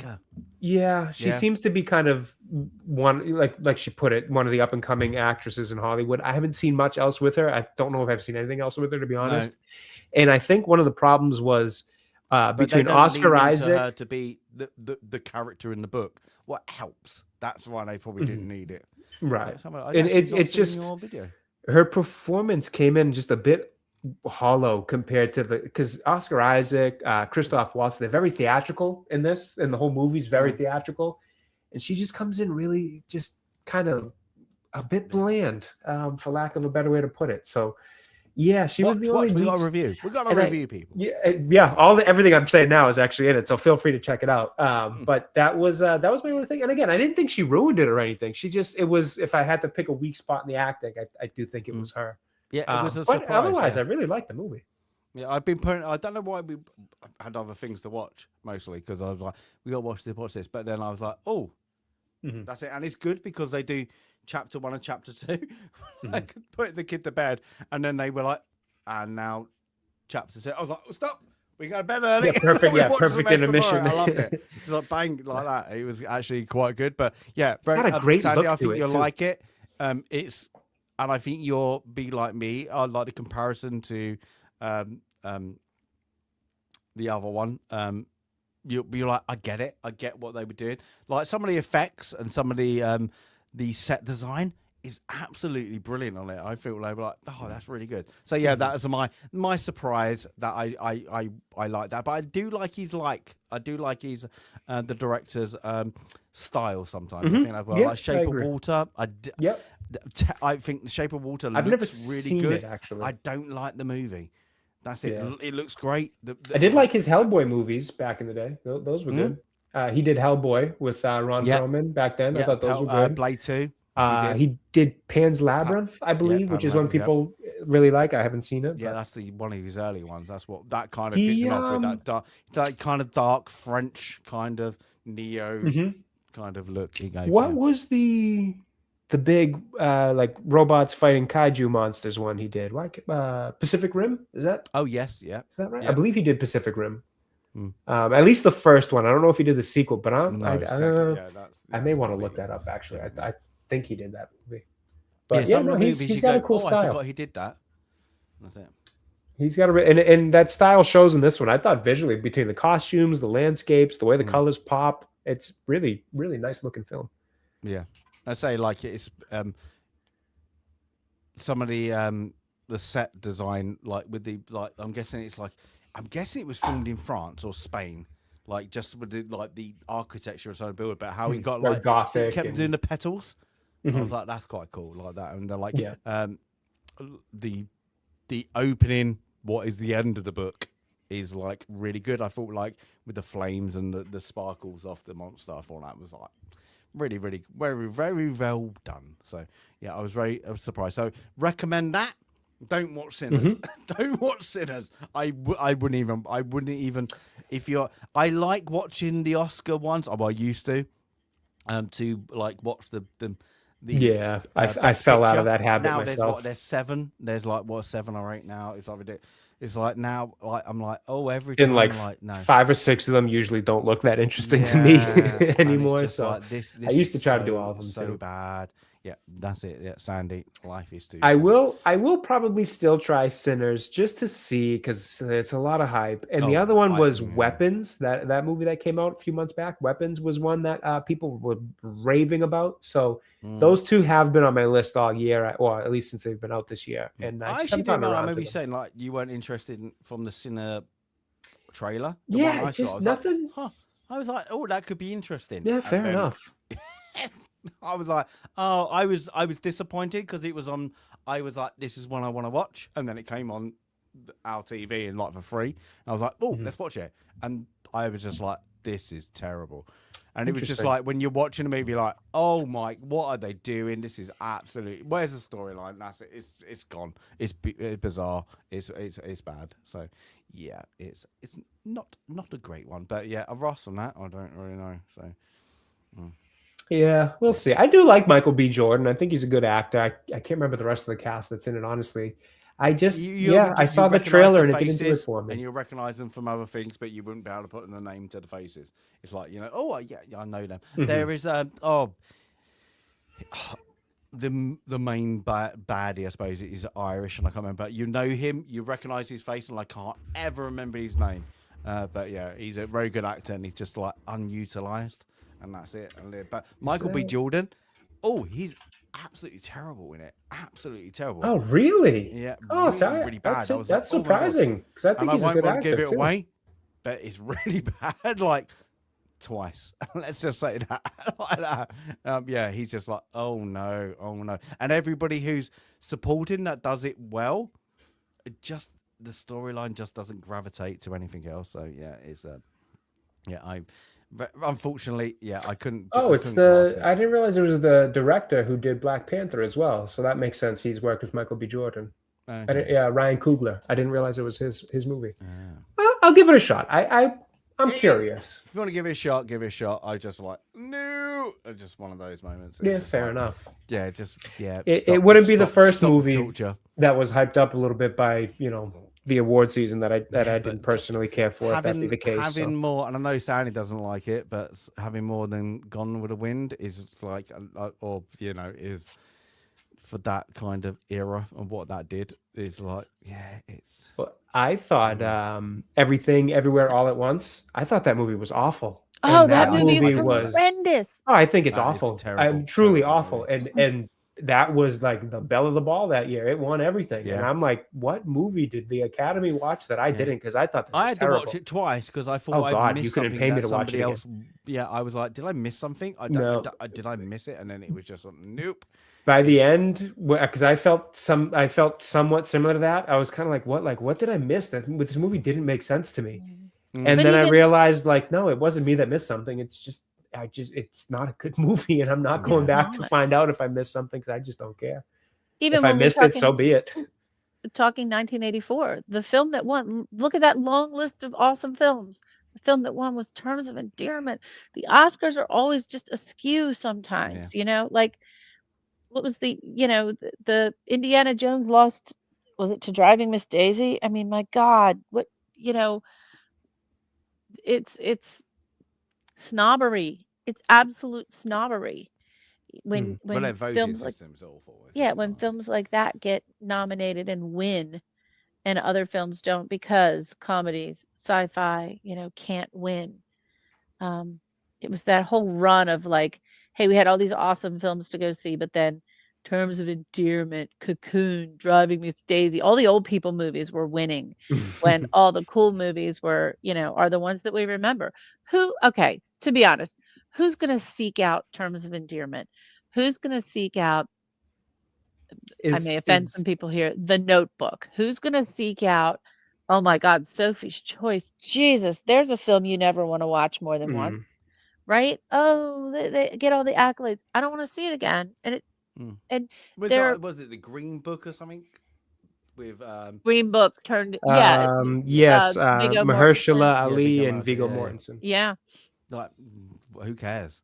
Who cares? That's actually been on my list. I have been meaning to watch that one just because I do like the two actors quite a bit. But I mean, the movie's been out for what, almost 10 years now, and I still haven't seen it. So Kramer I guess it's not versus that Kramer. I mean, let's go way back, right? Kramer versus Kramer and The Big Chill. I'm just remember all those films from the 80s that my parents would go see because they were, adult films. But you know what? My parents enjoyed Star Wars a lot better than they enjoyed those films. I just remember like just being slightly too young for everything I wish I had seen in the theater. I wish I had that experience of seeing all our big ones, right? Star Wars, Indiana Jones. Like I wanted to see that in the theater. And we had a theater that did run films a few years later. So I did get to see Empire Strikes Back in the theater because they reran it before Return of the Jedi came out. But I'm very jealous of my parents. They played a lot of video games late at night after we had gone to sleep, like so they could have their Atari time without like little kids bothering them. And they had these awesome 80s films and some 70s films to see in the theater. And I wish I just a few more years, Yeah, boomer crap. That's right, Pete. Some of those films were just trying to be artsy, right? Really just trying to be artsy. Yeah, and then they had like those soundtracks. Now, like I like the film The Graduate. I do. And with that amazing Simon and Garfunkel soundtrack. So that's one of those ones I like. I like the gritty ones like Network and a couple other ones, but these, the old people films, no thanks. Hopefully they're not on the wheel. I don't see Terms of Endearment on the wheel, thank God. No. I say not many Oscar ones are on there. I was going to say, we'll have to make the list of Oscar films not on our list. Yeah. They always get like the weird Oscar wins, don't they? Like best like edited sound or something like just nobody so they cares can about. nod to Oh, them. Yeah, we gave you a little bit of that, and so it's Oscars are dead. Like I didn't watch the last one. Oh yeah, no, like that. I've not watched They're it for awful. years. It used to be really good, and now it's just like, I don't care because you're all. I couldn't be bothered. They're all asses. Who they cares? are. That's it. But hey, though. But never mind. Sandy, what you got coming up? Are you going in the snow? I'm debating. I mean, really, if it's above single digits tomorrow, I may attempt to just do a very quick stream somewhere. Just do like Snow Angels for like an hour. I can't. It's ice. There's no snow angels. It's pure ice. Yeah. So I'm gonna try to get out early tomorrow and then be right back in the house, just because I feel cooped up. So, and the place I wanted to go. So as soon as things melt, I will be at the B&O Railroad Museum in Baltimore because it's an awesome museum and a great neighborhood walk. Can't do that right now. Can't do any city walks with this ice. But I'll be somewhere tomorrow. I will find some place to do a little abbreviated snow and icy walk tomorrow. Hopefully back on a regular schedule next weekend. Jay, doing Snow Angels or just watching a Royal Rumble? I don't know. Every day's a new day over here. I don't know what the week's gonna bring me. Honestly, this week probably not too much for me and my channel. Maybe a few things here and there. I'm hoping to get a video done, but a bit of a busy week. Plus, leading up to, as we mentioned earlier, my world-class Patriots being in another Super Bowl, the 11th one they've been in my lifetime, I think, something like that. I don't know. You lose count after a while, but you lose count after a while. They are once again in the Super Bowl, so my focus is pretty much being anxiously awaiting that game on Sunday. So trying to get regular life done in the meantime. Well, next Sunday. Next Sunday. Yep. Next Sunday. They do a 2-week break between the championship games and the actual championship.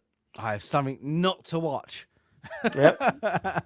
I've never watched the Super Bowl. I've never have. Really? Not even once? Never watched it. No, I've fair tried, enough. and the adverts just kill me. And I'm like, no, I'm bored now.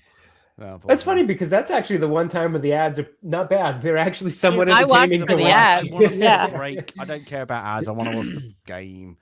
No, fair enough. Purist, though. Yeah, that's I do say that's one thing.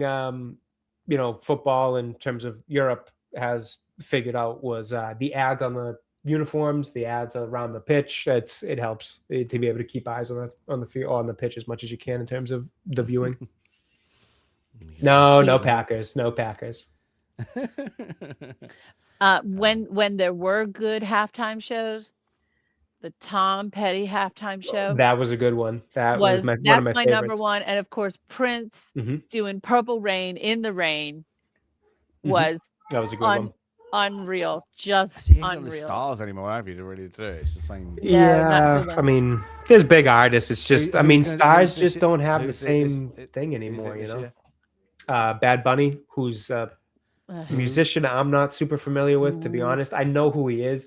He's a Latin American. Well, maybe not Latin American. He might just be Latin. I'm not the person to ask. I'm super misinformed on who he is. I know him because I've seen him. He's actually tied to wrestling quite a bit. He's a big wrestling fan, and he's done a few things with WWE. So that's kind of how I know him more than his music. But he's super popular. He's one of the most downloaded artists in the world. So there'll be people who will enjoy it. It's just not music that I'm familiar with. Fair enough. I'm also I'm not a halftime show person. I don't usually watch it. The last one I remember watching was actually the Tom Petty one because I'm a big Tom Petty fan. Obviously he's passed away, but that That's a Super great Bowl biography, actually, by the way, the Tom Petty interesting. biography. I'll have to read that. I like stories of people who had a chance encounter with someone who changed their life. Mhm. Tom Petty met Elvis Presley when he was a kid, No kidding. and it No changed. kidding. And it's like, oh, it's one of those. And I don't know if you know, the comedian Gary Shandling. So Gary Shandling got to meet George Carlin. It's like those people who were just had Set those them down the path mentors. almost. Mhm. And then there's Neil deGrasse Tyson met Carl Sagan. It's just those Mhm. kinds of things. I love Interesting. those stories, but Tom Petty has a really, really great story. And I've got him, Prince, Alan Rickman. I think they all died within weeks of each other. It was just that was just a devastating year or so when they all passed away. He had just toured that Tom Petty had just toured that year, and the Heartbreakers, obviously. They were just doing a show at Fenway that summer, or maybe it was a year later he had passed away. But I specifically remember my friends being like, "Hey, we're gonna go to the Tom Petty show at Fenway. You want to go?" And for one reason or another, I can't remember why I couldn't go or decided not to. Oh no! And in my mind, I was just like, "I'll see him the next time." These guys are always doing their tours. And then a year later, he passed away, and I've regretted it ever since. And you didn't get to see him. Yep. Oh my gosh! Didn't get to see him, but Such a good show. let the lesson be yes, learned. and Madonna. We're sorry, Daryl. We forgot Madonna's halftime show. Yeah, that was another. Yeah. Well, See, but, there's yeah, been but good ones. if it was 80s or 90s, I could give it, but 2012, Madonna, yeah, not as good. There we go. Yeah. But for myself, not much going on. Busy in real life. Except for building in Conan now and again. But I will do something. I'm trying to get my Geek back on. To do a stream, but it's hard to just get in here and just go, hi, I want to talk. So What film category have you not done? You haven't done Westerns, have you? Sports, Westerns, And we didn't do history. We did war. musical. I skipped musical. Just skip musical. I skipped musical. Just skip musical. Yeah, I think I've got 3 days. Sports and Westerns. It's got to be. Yeah, it's got to be the only 2 that are there. Oh, romance. I didn't do romance. Oh, I you don't didn't think. do I romance. didn't do romance. Can't remember. I don't know. Yes, I can't remember. Or maybe I did and I did it. I don't know. I can't remember now. Well, I looked up your sci-fi while we were talking, and you did have Terminator, Predator, and Alien on your sci-fi list. You had a really good sci-fi list. That was a good list. I increased it. I couldn't down it. I always go and you put the Martian on there too. Not the ones that are the top 10. I wanted to just go that you might not, just in case. But then I had to give on. I was like, I can't not talk about these because this is my genre. So it's like, yeah. So yeah. But The Martian, it's got to be The Martian. I like The Martian. Jay, do you like The Martian? Are you going to rewatch it? I want to leave it at I'm indifferent on it. I need to give it another watch. I don't know if I gave it the proper watch the first time through because I felt like leaving it like I'm like, good movie, not great. What is everybody all hyped about? And I just feel like maybe I wasn't paying enough. Like a bit of phone scrolling, my attention wasn't there to settle in for that kind of movie when I watched it. So I want to give it a fair shot and do it again. Do it, because we got what coming out, say, Andy, this year? Project Hail Mary. Are those related? The hype is real. Same writer, Andy Weir. Okay. Yep. Also a great book. The Martian, the book is, I like a concise, compact story. I love that kind of writing. That was The Cruel Sea, was very compact. It wasn't fluffy. This writing really compact, uses good science, not made up science. Kind of in the vein of old Star Trek, where you're using real science to tell a story. This is more science realism than science fiction. And Project Hail Mary is an awesome story. The trailer gives most of the fun surprises away, but that's okay. That's okay. We're looking forward to it. April 2026. We'll be here soon. Very good. But from there, there's nothing else. But from there, everybody, thank you all for popping in. We're gonna go and watch some little bit of Royal Rumble, and I'm gonna go. Jay's gonna watch it. I'm gonna go to bed now. It's coming to No, I just got updated. It's over. I know who won. Oh, is it? Okay. Yeah, and it was lame. So I'm not mad that I missed it. Don't worry. Well, the result is lame. Maybe the match was still entertaining, but I'm not. I don't love the result. It's a bit lame. Here we go. So let's. Boston playing tonight, then. I don't know. Actually, honestly, I've been in such a whirlwind the past couple days of busyness that I'm not even sure. We might have to see something good. I think the Celtics played last night. Oh, you're Lightning. Oh no, tomorrow. Lightning? Tomorrow. Yeah, that's a good one. You're an early one. That only, but 6:30 your time. Yeah, that's not bad. Cool. That's something to watch. Throw it on. There we go. But yeah, apart. What do you want to say? Yep, he's saying, Dad, it's bedtime. Come say goodnight. Me too. Mine too. Yep, I can hear him in the other room. He's ready for bed. Really early. That's it. But can I add, until next time, when we got Beverly Hills Cop, and I'm going to end it on this note, that will be back.